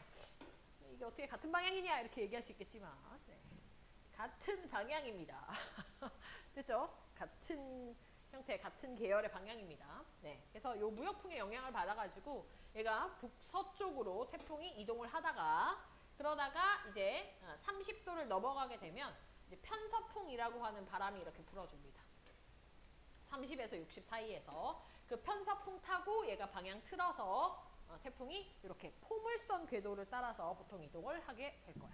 됐지? 네. 그래가지고요. 태풍은 사실 생기기는 뭐 6월부터 해가지고 쭉 생기기는 하는데 보통 1년에 한 6, 7개 정도의 태풍이 발생을 합니다. 근데 우리나라에 영향을 주는 거는 뭐 이 6, 7개가 다 영향을 주는 건 아니고 어떻게 얘네들이 이제 그 포물선 궤도를 그리느냐에 따라서 우리나라를 관통할 수도 있고 그렇지 않을 수도 있고 되지? 우리가 영향을 받을 수도 있고 아닐 수도 있다. 이렇게 표현을 하게 될 겁니다. 자, 처음에 무역풍 영향받아서 북서쪽으로 이동하다가 편서풍 영향받아서 북동쪽으로 간다는 걸 기억해야 돼. 북서쪽에서 북동쪽으로 이렇게. 자, 그 다음에 2번에 보면은요. 요거 북태평양 고기압의 영향을 또 받을 때가 있거든. 지금 보게 되면은 이게 태풍이 올라올 때 이 태평양 바다 쪽에 북태평양 고기압이 이렇게 형성이 될 수가 있어요. 북태평양 고기압이 이렇게 형성이 되면 고기압이니까 시계 방향으로 불어나가는 이런 공기의 흐름들이 생기게 됩니다. 됐죠? 이게 이제 좀 강하게 생길 경우에 이 불어나가는 이 공기의 이 흐름에 맞춰가지고 그 가장자리를 따라서 이 태풍들이 이렇게 같이 휘게 될 거예요. 가장자리 따라서. 고기압의 가장자리를 따라서 이동한다. 되나요? 네. 원래 아까도 얘기했지만 이번 태풍이요. 원래 우리나라 이렇게 관통하는 일이 흔하지가 않아. 원래는 보통 어디로 이제 태풍들이 이동하게 되냐면 여기 지금 그림처럼 7월이나 8월의 궤도. 그러니까 보통 이런 8월의 궤도. 그래서 일본하고 우리나라 사이를 지나간다든지 아니면 일본 쪽으로 이렇게 틀어가지고 지나간다든지 이런 식으로 좀 일본에 치우쳐져 있습니다. 원래는. 근데 이번에 우리나라를 이렇게 완전히 이렇게 관통을 하게 됐던 이유가요. 이쪽에 고기압, 북태평양 고기압이 강하게 생기는데 얘가 이 생긴 위치가 살짝 우리나라 쪽으로 좀 많이 치우쳐 들어왔어. 이쪽에 생기는 거야, 이쪽에. 평상시에 생기던 것보다 조금 더 우리나라 가깝게 생긴 거야. 그러니까 이 가장자리 따라서 이동을 하다 보니 우리나라를 갖다가 태풍이 관통을 할 수밖에 없었다. 네? 그래서 북태평양 고기압에 영향받아서 그 가장자리 타고선 태풍이 이동하기도 한다라는 걸 기억을 해둬야 되겠습니다. 됐죠? 네. 자, 그 다음에 우리나라는 주로 7월에서 9월 사이에 태풍의 영향을 받는다. 좀 더 정확히 얘기를 하면요. 우리나라의 태풍은요. 늦 여름에 오게 된다라고 얘기를 좀 하거든. 그래서 8월 중순 정도부터 뭐 길면 9월 초까지도 우리나라에 영향을 줍니다. 우리가 지난 시간에 우리나라 주변에 존재하는 기단들 얘기를 할 때 내가 적도 기단을 하나 새로 쓰라고 했었지. 적도 기단. 우리나라 이렇게 있으면은 이렇게 올라오는 기단이 적도 기단입니다. 이 적도 기단이 태풍을 몰고 오는 기단이거든. 이게 이제 보통 늦여름에 많이 올라오게 된다라고 지난 시간에 얘기를 좀 했었습니다. 됐죠? 이게 태풍의 이동이다. 자, 그러면 태풍이 이동을 하면서 우리나라 근처에 태풍이 이동을 하게 됐을 때 모두 다 그러면 엄청난 대비를 해야 되냐? 그건 아니거든. 그건 아니거든. 자, 만약에 우리나라가 이렇게 있다고 칩시다. 이렇게 있다고 칩시다. 여기 대구. 됐지? 근데 이번에 진짜 이동 경로가 어땠냐면은 이번 이동 경로가 약간 이렇게 갔단 말이야. 맞지, 그지? 네. 근데요, 이렇게 가게 됐을 때 사실 엄청나게 큰 피해를 받는 곳은 어디냐면 이 이동 경로의 오른쪽이 굉장히 큰 피해를 받지 왼쪽은 그렇게 큰 피해가 있진 않아. 왼쪽은 그냥 비가 좀 내리는 그런 형태지 바람이 그렇게 세게 불거나 하진 않습니다. 근데 이 태풍 이동 경로의 오른쪽에 해당하는 부분들은 비도 많이 오고 바람도 좀 많이 세게 불어. 되니? 자, 그게 왜 그런지에 대한 얘기를 지금부터 하려고 해. 자, 태풍에 있어서는 위험반원이라는 곳과 안전반원이라고 하는 지역들이 있습니다. 그 지역이 어떤 지역들이냐? 태풍이 이렇게 포물선으로 이동한다라고 했을 때 그 이동 경로의 오른쪽에 해당하는 부분들이 위험반원입니다.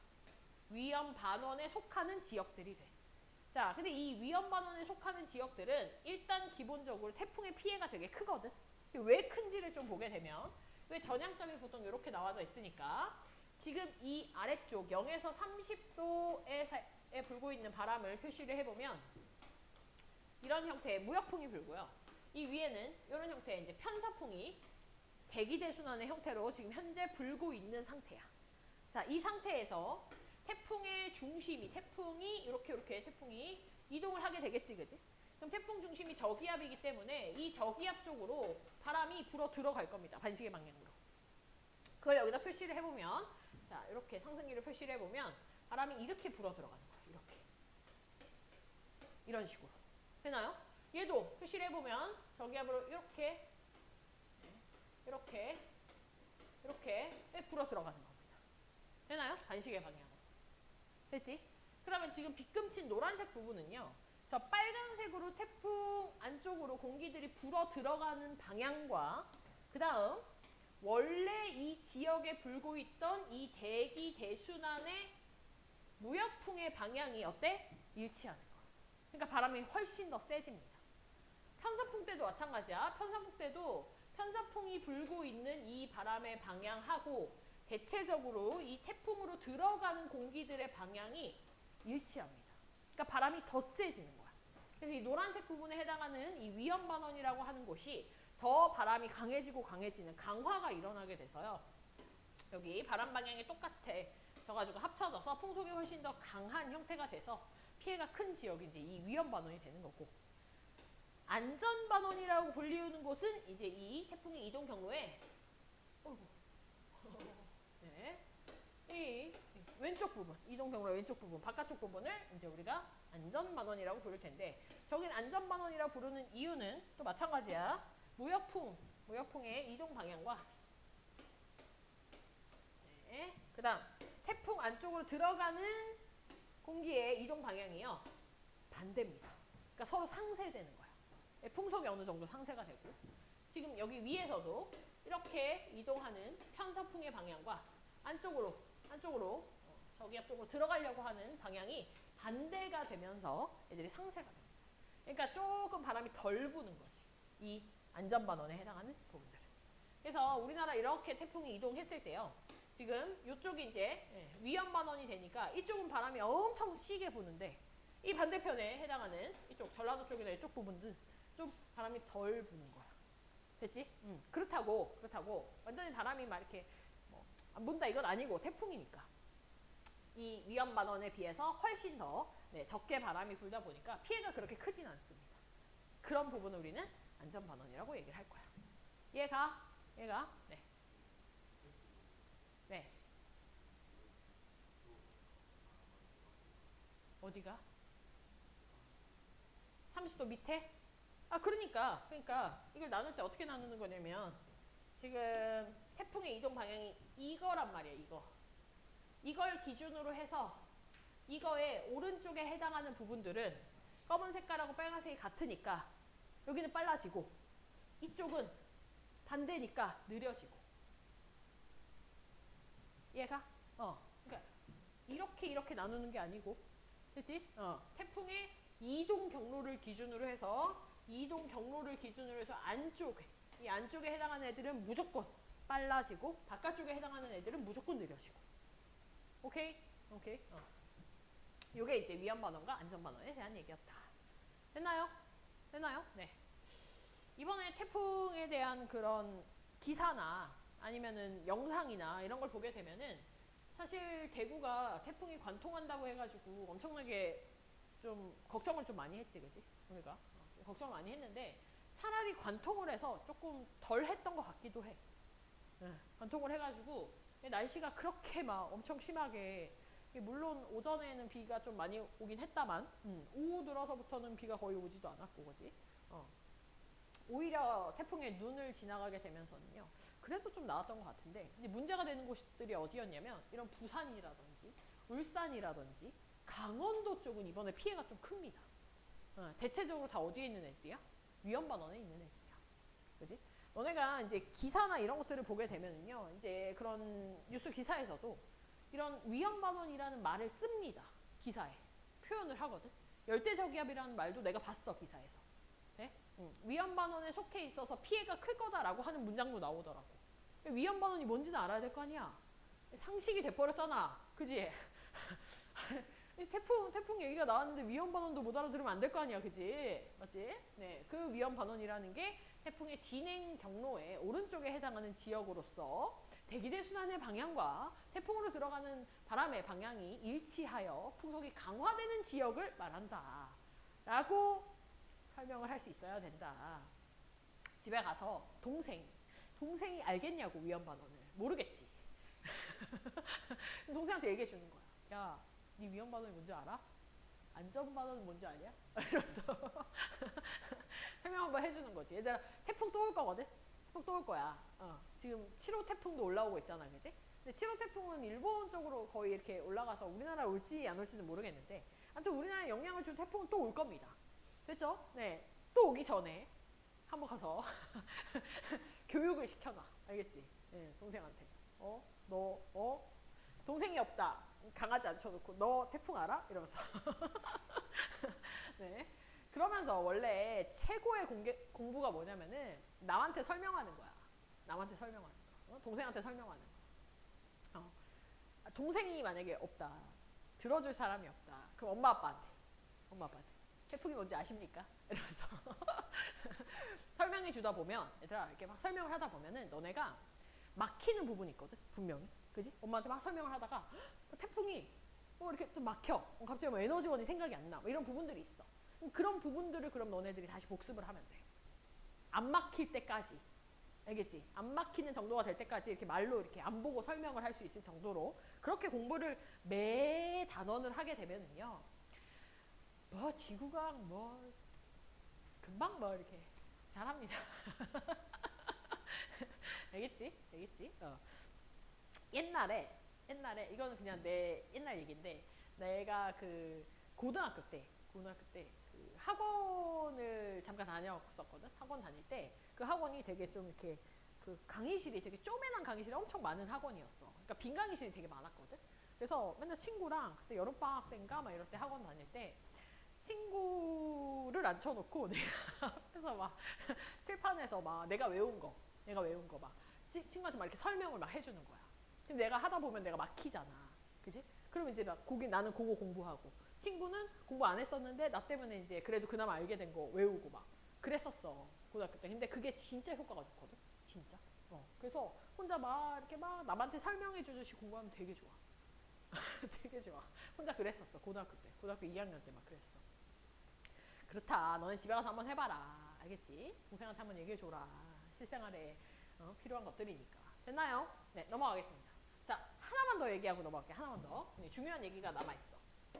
자, 태풍의 이동 경로가 지금 이렇게 네, 되어져 있다라고 얘기를 했지, 그치? 네, 태풍의 눈을 표시를 해보면요. 태풍의 눈들이 뭐 이렇게 갈 겁니다. 됐나요? 자, 만약에 같은 시간 동안 태풍의 이동 경로를 표현한다라고 한다면 조금 더 정확하게 표현한다고 하면은 사실 이 전향점 부분에서요. 태풍이 훨씬 좀 느려집니다. 태풍의 이동이 좀 느려져. 그래서 만약에 이 점 찍은 부분들이 동그라미 친 부분들이 예를 들어 뭐 6시간 간격으로 점을 찍은 거다 라고 한다면 처음에는 이렇게 넓게 찍히거든. 그럼 6시간 동안 이만큼 갔다는 얘기잖아. 근데 전향점에 가까워지게 되면은요. 이 간격이 좀 되게 촘촘해집니다. 그러니까 6시간 동안 얼마 못 가. 방향을 틀어야 돼서 그렇습니다. 되나요? 계속 이번 태풍 얘기를 하게 되는데 그 이번 태풍이 되게 좀 느린 태풍 중에 하나예요. 이동 속도가 조금 느린 태풍 중에 하나였거든. 그러다 보니까 얘가 좀 그 자리에 오랫동안 좀 머물게 되면서 좀 피해가 컸던 거야. 그러니까 비가 많이 내렸던 거야. 좀. 피해가 좀 컸던 지역들 같은 경우에는 비가 좀 많이 내려서 좀 요번에 여기 신천도 다 통제된 거 봤었어? 교통 다 도로 통제 됐었거든. 신천 동로 이런 거. 동로 이런 데 다 잠기고 이랬단 말이야. 비가 좀 많이 내려가지고. 근데 왜 그런 거냐면 얘들이 우리나라 있는 그 근처쯤이 전향점 부근에 해당하다 보니까 얘들이 이렇게 방향을 트는 과정에서 좀 속도가 느려집니다.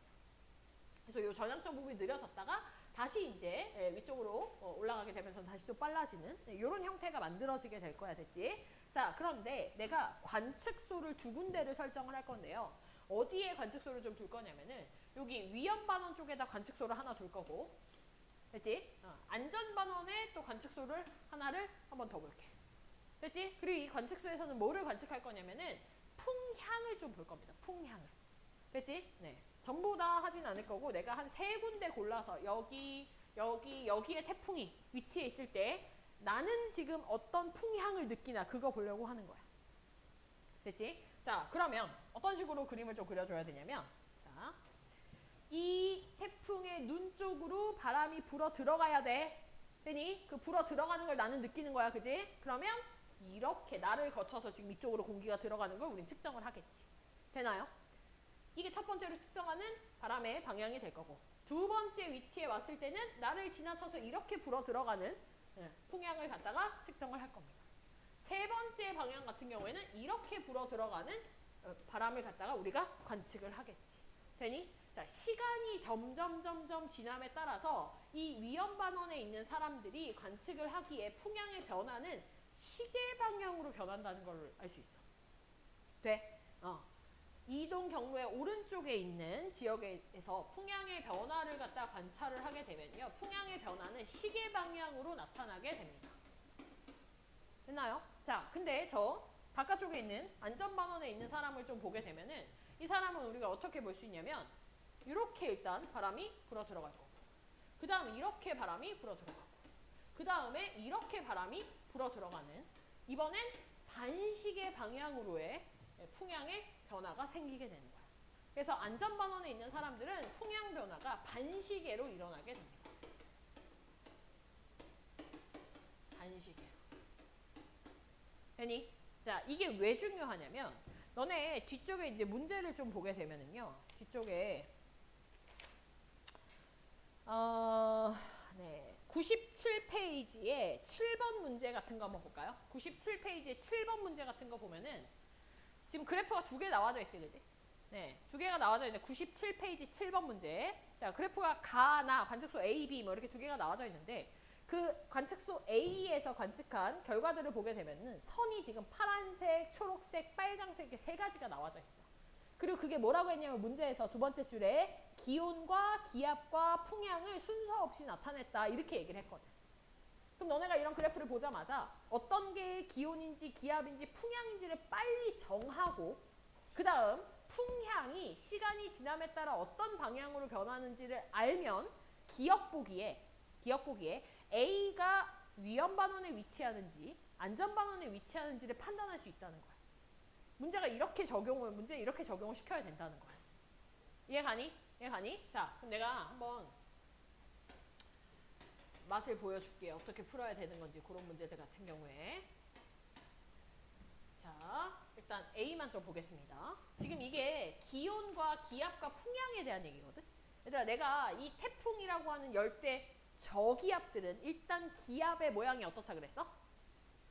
V자 모양이라 했지? 기압 V자라고 했었어, 그지? V자 빨리 찾아. 누구야? 빨간색입니다, 빨간색. 얘가 기압 그래프야, 얘가. 돼? 그럼 기압 그래프 하나 찾았고, 그 다음에 기온 아니면 풍향인데, 얘들아 사실 기온은요 별다른 특성이 없습니다. 그래서 풍향을 빨리 찾고 남는 거 하나가 기온이야. 근데 풍향은 모양이 어떠냐면 아주 그냥 지멋대로야. 봐봐. 과자 갑자기 뚝 끊겨서 이렇게 올라가. 네? 자기 멋대로야. 그리고 풍향은 이렇게 점들을 연결시킨 형태거든. 됐나요? 네. 그래서 저렇게 뚝뚝 끊겨져 있는 요게 풍향이 됩니다. 파란색이 풍향이에요. 그럼 나머지 초록색이 기온이 되겠구나. 이렇게 보는 거야. 기온은 별다른 특성이 없다잉. 알겠지? 자, 그러면 풍향이 지금 어떻게 시작되냐면 T1일 때 북풍이야. 여기 봐, 북풍. T1일 때 북풍. 그랬다가 북동풍이 됐다가 동풍이 되네. 얘가? 자, 그럼 북풍, 북동풍, 괜히 동풍. 무슨 방향? 시계 방향. 그럼 얘는 어디에 있는 관측소야? 위험반원에 있는 관측소구나. 이렇게 찾는 거야. 얘가? 네. 그게 관측소 A에 대한 얘기입니다. 그럼 관측소 B도 한번 볼까? 자, 관측소 B를 보게 되면요. 일단 V자 곡선 기압 그래프 나오지, 그지? 물론 여기 지금 색깔이 다 똑같이 나와져 있기 때문에 A에서 찾아서 그대로 그냥 하면 되는데, 네. 얘가 기압 그래프가 되는 거고, 그 다음에 여기서도 자기 멋대로인 게 사실 두 개가 있거든? 맞지? 얘도 자기 멋대로고 얘 자기 멋대로잖아, 그지? 근데 우리가 A에서 뚝 끊기는 풍향에 대한 곡선을 파란색으로 찾아냈기 때문에 얘가 이제 풍향, 얘가 기온이 되는 겁니다. 됐나요? 자, 그럼 관측소 B도 한번 볼게요. 관측소 B도 풍향을 보니까 풍향이 처음 시작할 때 뭐야? 동풍, 남동풍, 남풍 되니? 동풍, 남동풍, 남풍 되니? 얘도 시계 방향이야. 얘도 위험반원에 있는 관측소야. 얘가 이렇게 구하면 됩니다. 자, 이거 할 때 내가 주의해야 될 거 하나만 알려줄게. 주의해야 될 거. 얘들아, 풍향을 갖다가 내가 이렇게 방금 찝어서 할 때 있잖아. 되게 좁게 설정해야 돼. 동풍, 난 남동풍, 남풍 이랬잖아. 근데 가끔가다 동풍, 남풍, 남동풍 막 이런 애들이 있거든. 이러면 안 된다고. 알겠지? 이게 큼지막하게 찍으면 안 돼. 좁은 영역에서 찍어줘야 돼. 만약에 여기를 찍기 싫어, 여기를 찍고 싶어, 그럼 여기 찍어도 상관없어 사실. 남풍이었다가 남동풍 되는. 되니? 뭐 찍어도 상관없어. 어차피 똑같이 나오는 상관없는데 좁은 영역에서 앞쪽에 찍어주는 게 훨씬 낫고요. 여기도 마찬가지입니다. 여기도 북풍, 북동풍, 동풍 했잖아. 여기 해줘도 사실 상관없고 여기 동풍에서 남동풍 해줘도 상관없습니다. 좁은 영역만 해주면 됩니다. 좁은 영역만. 알겠지? 너무 큼지막하게만 잡지 마. 알겠지? 그러면 이제 다 찾을 수 있을 것 같아. 되냐? 되냐? 오케이. 요게 위험반원과 안전반원에서의 풍향의 변화에 대한 얘기였고요. 네. 네, 아까 내가 온대저기압 얘기하면서 온대저기압에서도 온대저기압의 이동 경로의 오른쪽이 시계로 변하고 왼쪽이 반시계로 변한다. 그 얘기를 했었지? 온대저기압 이렇게 지나가면 이쪽은 시계로 변하고 이쪽은 반시계로 변한다 얘기했잖아. 그지? 얘도 마찬가지입니다. 태풍의 이동 경로의 오른쪽에 위치하는 거는 시계로 변하고 얘는 반시계, 반대쪽은 반시계로 변한다. 네, 같은 원리니까 기억을 해 두시죠. 알겠니? 이게 이제 태풍에서의 풍향 변화에 대한 얘기다. 풍향 변화 너무너무 중요합니다. 알겠지? 네. 자, 넘어가겠습니다. 방금 풍향 변화에 대한 얘기가요. 여기 지금 위험반원 같은 경우에는 시계로 변한다. 네, 안전은 반시계로 변한다. 이렇게 되어져 있고 그림은 이 옆에 그려져 있죠. 이게 아까 내가 그렸던 그림하고 똑같은 그림입니다. 됐나요? 네, 넘어가겠습니다. 자, 태풍의 소멸입니다. 태풍의 소멸. 자, 그럼 이렇게 올라온 태풍들이 어디에서 이제 소멸을 하는가? 일단 태풍이 시작될 때 자체가 수증기를 공급을 많이 받고 얘들이 이동을 했었잖아, 그지? 그럼 수증기 공급이 끊어지면 이제 얘는 약해지게 되어져 있어. 약해지면 없어지겠지, 그지? 따라서 수온이 이제는 좀 낮아. 수온이 낮으면 증발이 잘 안 일어나겠지, 그지? 수온이 낮은 해역을 통과를 한다거나 아니면 아예 이제 육지로 올라오게 되면 세력이 확 꺾입니다. 됐나요? 수증기 공급 더 이상 받지 못하고 얘들이 상승기로 생기지 않기 때문에 이제 또 육지 같은 경우에는 지표면하고 마찰도 생기기 때문에 세력이 확 꺾이게 됩니다. 세력이 약해집니다. 됐지? 자, 근데 이 세력이 약해진다라는 표현을 잘 한번 보면 우리가 태풍의 세력은 중심기압으로 본다고 했었지. 세력이라는 말은 이 세력이 약해졌다라고 하는 말은 중심기압의 숫자가 커졌다를 의미하는 겁니다. 되나요? 네, 중심기압의 숫자가 커졌다. 즉 중심기압이 상승하게 됐다는 게 세력이 약해졌다는 얘기예요. 이걸 반드시 기억을 좀 해야 됩니다. 됐지? 자, 없어질 때는요. 네, 세력 약해지다가 온대저기압의 형태로 바뀌었다가 사라지기도 합니다. 됐죠? 자, 밑으로 내려가서 탐구자료로 한번 봅시다. 자, 실제 태풍이 발생한 지역을 좀 보게 되면은 8월 22일 15시에 태풍이 발생을 했대. 자, 발생을 해서 얼마 안 지났을 때가 기압이 중심기압이 992입니다. 됐나요? 자, 얘가 위로 쭉 올라오게 될 거야. 자, 쭉 올라오게 되면서 가장 세력이 강할 때가 몇 월 며칠인지 한번 찾아봐 빨리. 가장 세력이 강할 때. 언제야? 26일? 그렇지, 21시 여기겠네. 요 지역이겠네, 그지? 여기? 요 위치가 지금 920으로 가장 세력이 강할 때입니다. 됐나요? 자, 요거를 싹 지나게 되면 이제 전향점에 도달을 하게 되면서 세력이 한풀 좀 꺾이게 되거든. 그러니까 점점 중심기압이 커지게 되는 거야. 네? 전향점을 지나게 되면 보통 좀 세력이 한번 꺾입니다. 이제 중위도 올라왔기 때문에. 되나요? 그래서 점점 소멸될 때까지의 중심기압들을 보면 계속해서 중심기압이 커지는 걸 볼 수 있어. 네? 세력이 약화되다가 소멸이 되는구나. 이렇게 얘기할 수 있습니다. 됐죠? 됐죠? 네. 요걸 가지고 우리가 뭐 몇 월 며칠에 뭐 이렇게 물어볼 거야, 이제 보기에서. 그러면 골라주면 된다. 됐니? 네. 넘어가겠습니다. 태풍은 이게 끝입니다. 됐나요? 네. 자, 다음 페이지 넘어가게 되면은 이제 우리나라의 주요 악기상이라고 하는 새로운 파트가 나옵니다. 자, 이 주요 악기상이라고 하는 말은 뭐냐면 우리나라에 영향을 주는, 우리나라에 자주 나타나는 나쁜 기상에 대한 얘기야. 나쁜 기상들. 자, 뭐뭐가 나오냐면 거기 지금 뇌우, 우박, 집중호우, 강풍, 폭설, 황사 이렇게 6가지가 나옵니다. 자, 이 중에서 내가 별표를 좀 칠게. 자주 나오는 것들 좀 별표 쳐줄게. 자, 일단 뇌우 별표 3개. 뇌우 별표 3개. 그 다음 집중호우 별표 1. 그 다음에 황사 별표 2개. 되나요? 네, 요게 지금 기출이 됐었던 빈도수를 따졌을 때 나오는. 네, 네. 되나요? 네, 요 정도입니다. 그 우박하고 강풍하고 폭설은요, 안 나온 건 아닌데, 네, 빈도수가 조금 떨어져요.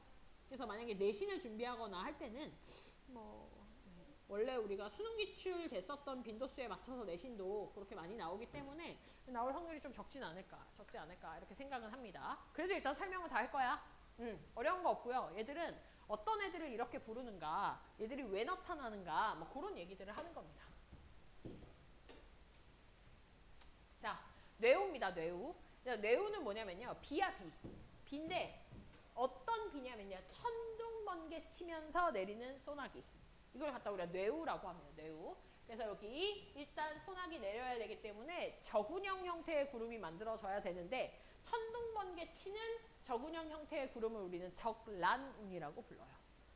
네, 저군형 구름의 종류 중에 하나입니다. 적란운이 발달을 해서 천둥 번개 치면서 소나기 내리는 형태를 뇌우라고 합니다. 뇌우. 근데 너네 알고 있듯이 저군형 형태의 구름들은요, 보통 좁은 지역에 소나기를 내리게 됩니다. 그지? 그러니까 국지적인 곳에 비를 내리게 돼. 그러다 보니 좁은 지역에 비가 내려서 일기도상에 표시하기는 너무 좁습니다. 너무 작아요. 그러니까 일기도에 표시를 잘 못합니다.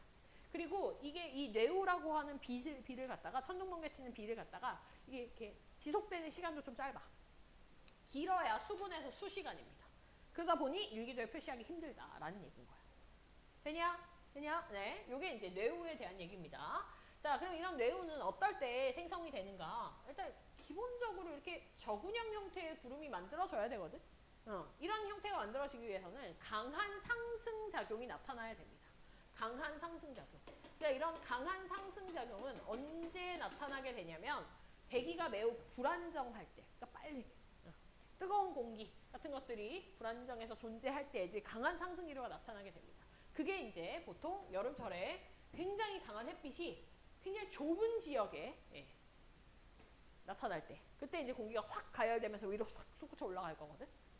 오히려 넓은 지역에 햇빛이 강하게 비추게 되면은 이게 원래는 공기가 상승해서 올라가면은 거기를 채워주는 공기들이 빨리빨리 공급이 돼야 되거든. 그래야 얘가 상승기류가 강하게 나타나는 건데 너무 넓으면 이게 강하게 올라갈 수가 없어. 채워주기가 힘들기 때문에. 그러니까 좁은 지역에 이제 가열이 되는 경우는 얘를 빨리 상승을 시켜도 채워줄 수 있기 때문에 국지적으로 가열된 곳에서 이런 것들이 나타날 수 있다라는 겁니다. 자, 온대적 기압. 특히 온대적 기압에서 이런 한랭전선 뒷부분이라든지 태풍 같은 데서도 이런 상승기류가 강하게 생기기 때문에 천둥 번개 칠 수 있다. 네? 자, 별표 여기다 칩시다. 발달 과정. 순서 알아야 됩니다. 자, 뇌우의 단계는 총 3단계가 있는데 첫 번째, 구름을 쌓는 단계가 있어요. 적운 단계가 있어요. 그럼 구름을 쌓아야 되기 때문에 여기는 상승 기류만 나타나게 됩니다. 비는 아직 안 와요. 자, 이렇게 구름이 점점 쌓여가다가 이제 저군형 형태의 구름이 만들어졌습니다. 그걸 우리가 성숙 단계라고 불러요. 성숙 단계는 상승 기류와 하강 기류가 동시에 나타나게 되고, 아까 얘기한 그 천둥 번개 치면서 비 내리는 그런 형태가 나타나는 게 바로 이 하강 기류의 하단부에서 나타나게 됩니다. 그리고 이제 그게 이제 수분에서 수시간 지속이 되다가 이제 소멸하는 단계가 나타나게 되면서 여기는 하강 기류만 존재하게 되고, 하강 기류에서 내리는 비도 약한 비입니다. 소나기 형태 아니고. 그러면서 이제 소멸하게 되는, 없어지게 되는. 이게 뇌우의 3단계야. 적운, 성숙, 소멸입니다. 각각 어떤 기류들이 있고 비가 어디서 내리는지를 기억을 해둬야 됩니다. 됐죠? 네. 자, 그럼 이런 뇌우 같은 것들, 어떤 피해를 가지고 오냐? 집중호우. 같은 거 같이 만들 수 있고 천둥, 번개, 우박 같은 거 동반할 수 있다라는 겁니다. 됐죠? 대책이나 피해는 읽어보면 되겠습니다. 됐지? 자, 그러면 요거랑 연결돼서 저기 국지성 호우가 나왔으니까 국지성 호우를 먼저 보도록 하겠습니다. 국지성 호우, 집중호우. 자, 국지성이라는 말 아까 나왔는데 이렇게 국지적이다라는 말이 굉장히 좁은 지역을 얘기하는 거야. 넓은 지역 아니고 소규모의 지역을 국지성 호우, 뭐 국지적이다 이런 표현을 씁니다. 집중호우를 좀 얘기를 하는 거고요. 우리가 짧은 시간에 좁은 지역에 비가 엄청 쏟아져 내리는 걸 집중호우라고 부르는데 아무 때나 집중호우라고 부르진 않습니다. 집중호우라고 부르는 기준이 좀 있어. 밑줄 치세요. 1시간에 30mm 이상의 비가 오거나 하루에 80mm 이상의 비가 오거나 아니면 연 강수량의 10% 정도에 해당하는 비가 하루 동안 내리면 이 세 개 중에 하나라도 해당이 되면 그걸 우리가 집중호우라고 부릅니다. 집중호우.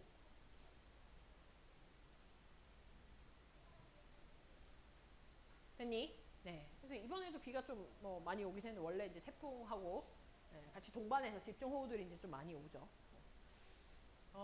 대구는 사실 비 피해가 그렇게 막 엄청 크진 않는 것 같아. 평상시에도. 평상시에 좀 크진 않은 것 같아. 대구가 뭐 눈도 별로 안 오고 비도 별로 안 오고 뭐 이런 상태인데 그래서 나는 이제 별로 그렇게 막 비 피해를 막 크게 이렇게 본 적은 없었는데 내가 그 한 지금으로부터 몇 년 전이라고 얘기하면 좀 그렇고 과거에 서울에 잠깐 살 때가 있었거든. 서울에 잠깐 살 때 그때 되게 큰 집중호우가 왔었어. 엄청 컸어 그때 진짜 컸어. 그때 지금 1시간에 30mm가 와도 집중호우라고 우리가 부르잖아. 비가 엄청 많이 오는 거거든. 그때가요 얼마가 왔냐면 1시간에 80mm가 왔어. 1시간에 80mm가 거의 뭐 하루 한 반나절 이상 왔어. 그래서 거기 이제 내가 살았던 곳에 내가 살았던 곳 뒤편까지는 아니고 좀 멀리 쪽에 산이 있는데 우면산이라고 산이 있거든. 서초구 쪽에. 그 우면산이 산사태가 나고 그것 때문에 건물들이 막 이렇게 묻히고 매몰되고 막 그럼 사람 죽고 막 이런 일들이 있었어. 그리고 내가 있었던 그 동네도 거기가 이제 배수가 좀 잘 안 되는 곳이야. 거기가 이제 그 옛날에 강남역 사거리 쪽 있거든. 강남역 사거리. 거기에 비가 한번 조금이라도 오게 되면은 거기가 배수 시설이 안 좋아가지고 막 강남역 워터파크 막 우리가 이렇게 불렀어. 비 좀만 오면 막 갑자기 배수구에서 막 이렇게 물 막 이런 되게 옛날 같은데 그렇게 옛날 아니다. 뭐 한 10년 전 얘기다. 아무튼 그래서 그때 막 강남역 워터파크 막 이런 얘기를 했었거든. 근데 이제 그런 곳이 1시간에 80mm가 내리니까 이게 어떻게 됐겠어. 난리가 났지. 거기에 이제 엄청난 빌딩들이 엄청 많잖아. 강남역 그쪽에. 거기 지하 주차장들이 다 침수됐어. 자동차가 나 둥둥 떠다니는 거 그때 처음 봤어. 둥둥 떠다니다가 인도에 그 이렇게 대리석 이렇게 그 차 들어오지 말라고 하는 그런 대리석 있잖아. 거기에 걸려가지고 이렇게 차가 이렇게 있고. 어느 정도였냐면요. 한 3일 동안 학교들이 휴교하고 회사들이 다 재택근무하고 이런 때였어. 장난 아니지? 나 그런 거 처음 겪어봤거든. 처음 겪어보고 나는 이제 다행스럽게도 이제 내가 있었던 곳에 내가 이제 출근해야 되는 곳에 이렇게 엘리베이터 타고 내려가면은 저기였거든. 바로 위에 살았거든 내가. 그래서 나는 출근하고 싶지 않았는데 엘리베이터 타고 내려가면 되니까 난 밖에 안 나가도 되니까 이렇게 내려가면 되는데 이제 보통 이렇게 오는 친구들 보면은 이렇게 장화를 신어도요. 여기까지 오는 장화를 신어도 허벅지까지 그냥 물이 다 이렇게 차 있어가지고 다 젖고 막 이랬어 진짜. 뻥 아니고 뻥 같은데 진짜 뻥 아니고 정말로 허벅지까지. 그래서 그냥 거기가 완전히 그냥 지하 주차장이 침수될 정도니까 진짜 정말 허벅지까지 물이 차 있는 상태였어. 한 하루 넘게. 하루 넘게. 그런 걸 겪고 나니까 대구가 진짜 살기 좋은 동네구나. 뭐 이런.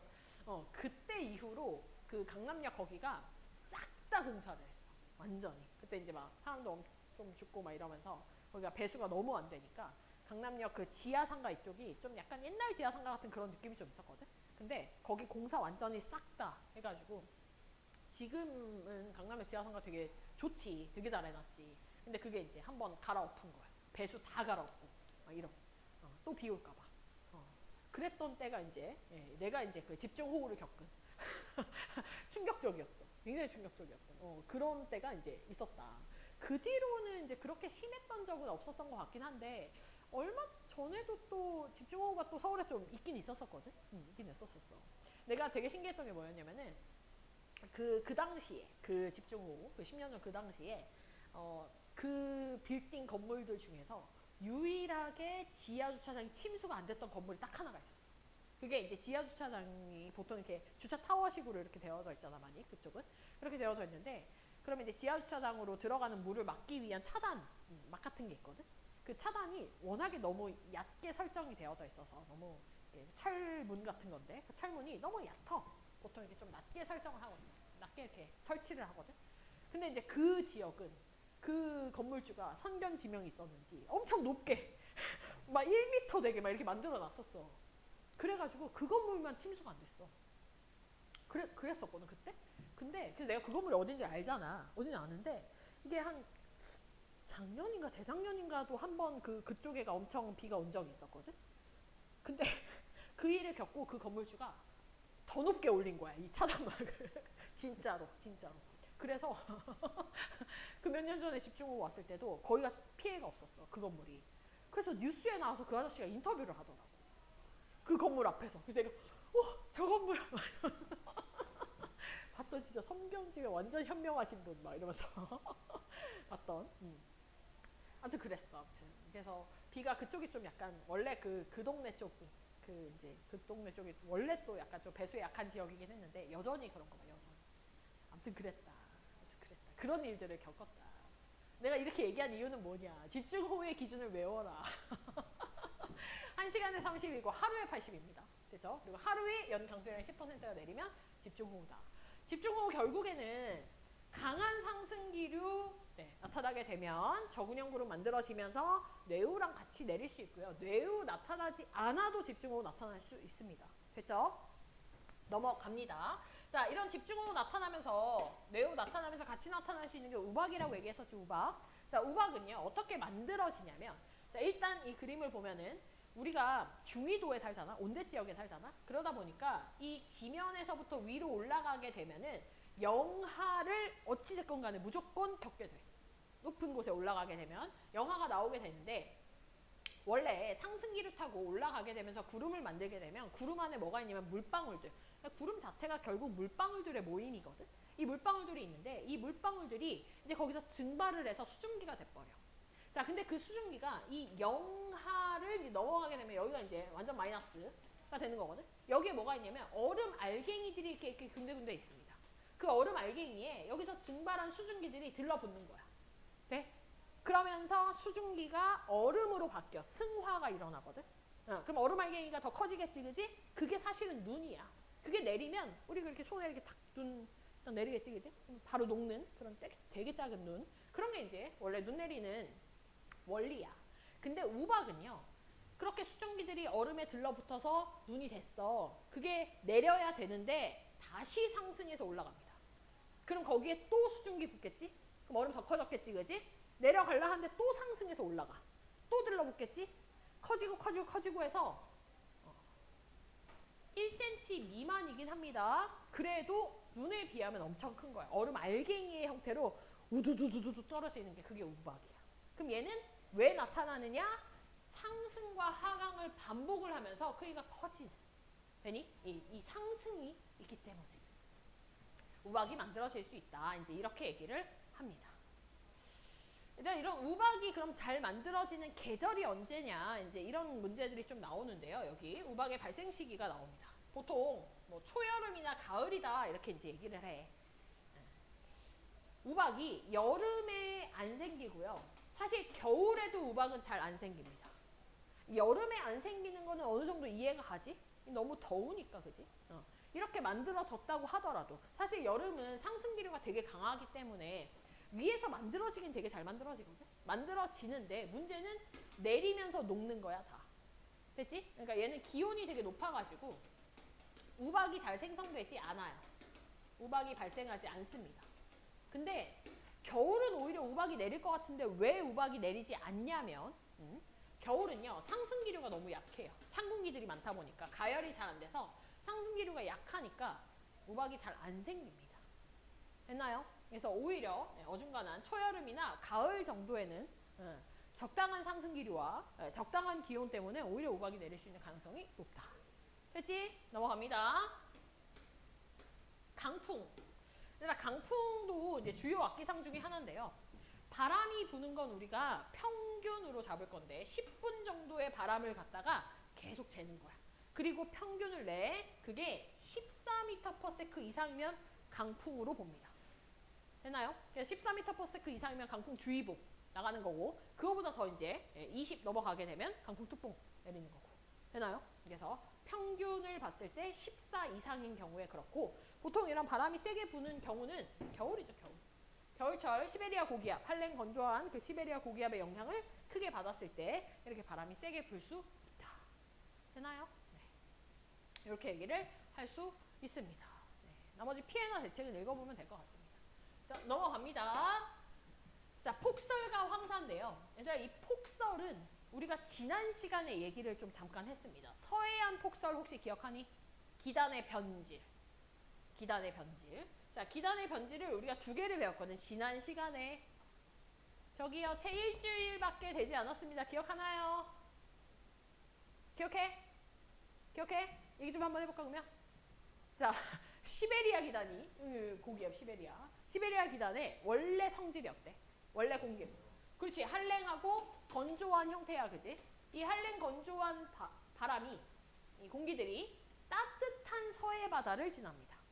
되나요? 따뜻한 서해 바다를 지나다 보니 이 한랭 건조했었던 애들이 이동하면서 바다니까 이제 서해 바다니까 원래 증발을 하는데 심지어 이 공기에 비해서 굉장히 따뜻하다 보니 증발을 더 많이 하네. 수온이 높으니까. 그렇지? 그럼 이런 한랭 건조한 공기의 아래쪽 부분이 가열이 되고요. 아래쪽 부분이 가열이 되니까 대기가 불안정해지면 공기 기단이 불안정해지면서 그 안에서 강한 상승 기류가 만들어지는 거야. 돼? 그래서 육지에 도달할 때쯤 되니까 얘가 뭐가 됐니? 나 저근형 그리고 싶은데. 자, 됐니? 저근형 구름이 만들어지게 되죠. 저근형 구름은 보통 소나기를 내리게 되는데 이거 언제야? 겨울이잖아, 겨울. 그지? 그러다 보니 서해안 쪽에 폭설을 내리게 되지. 되나요?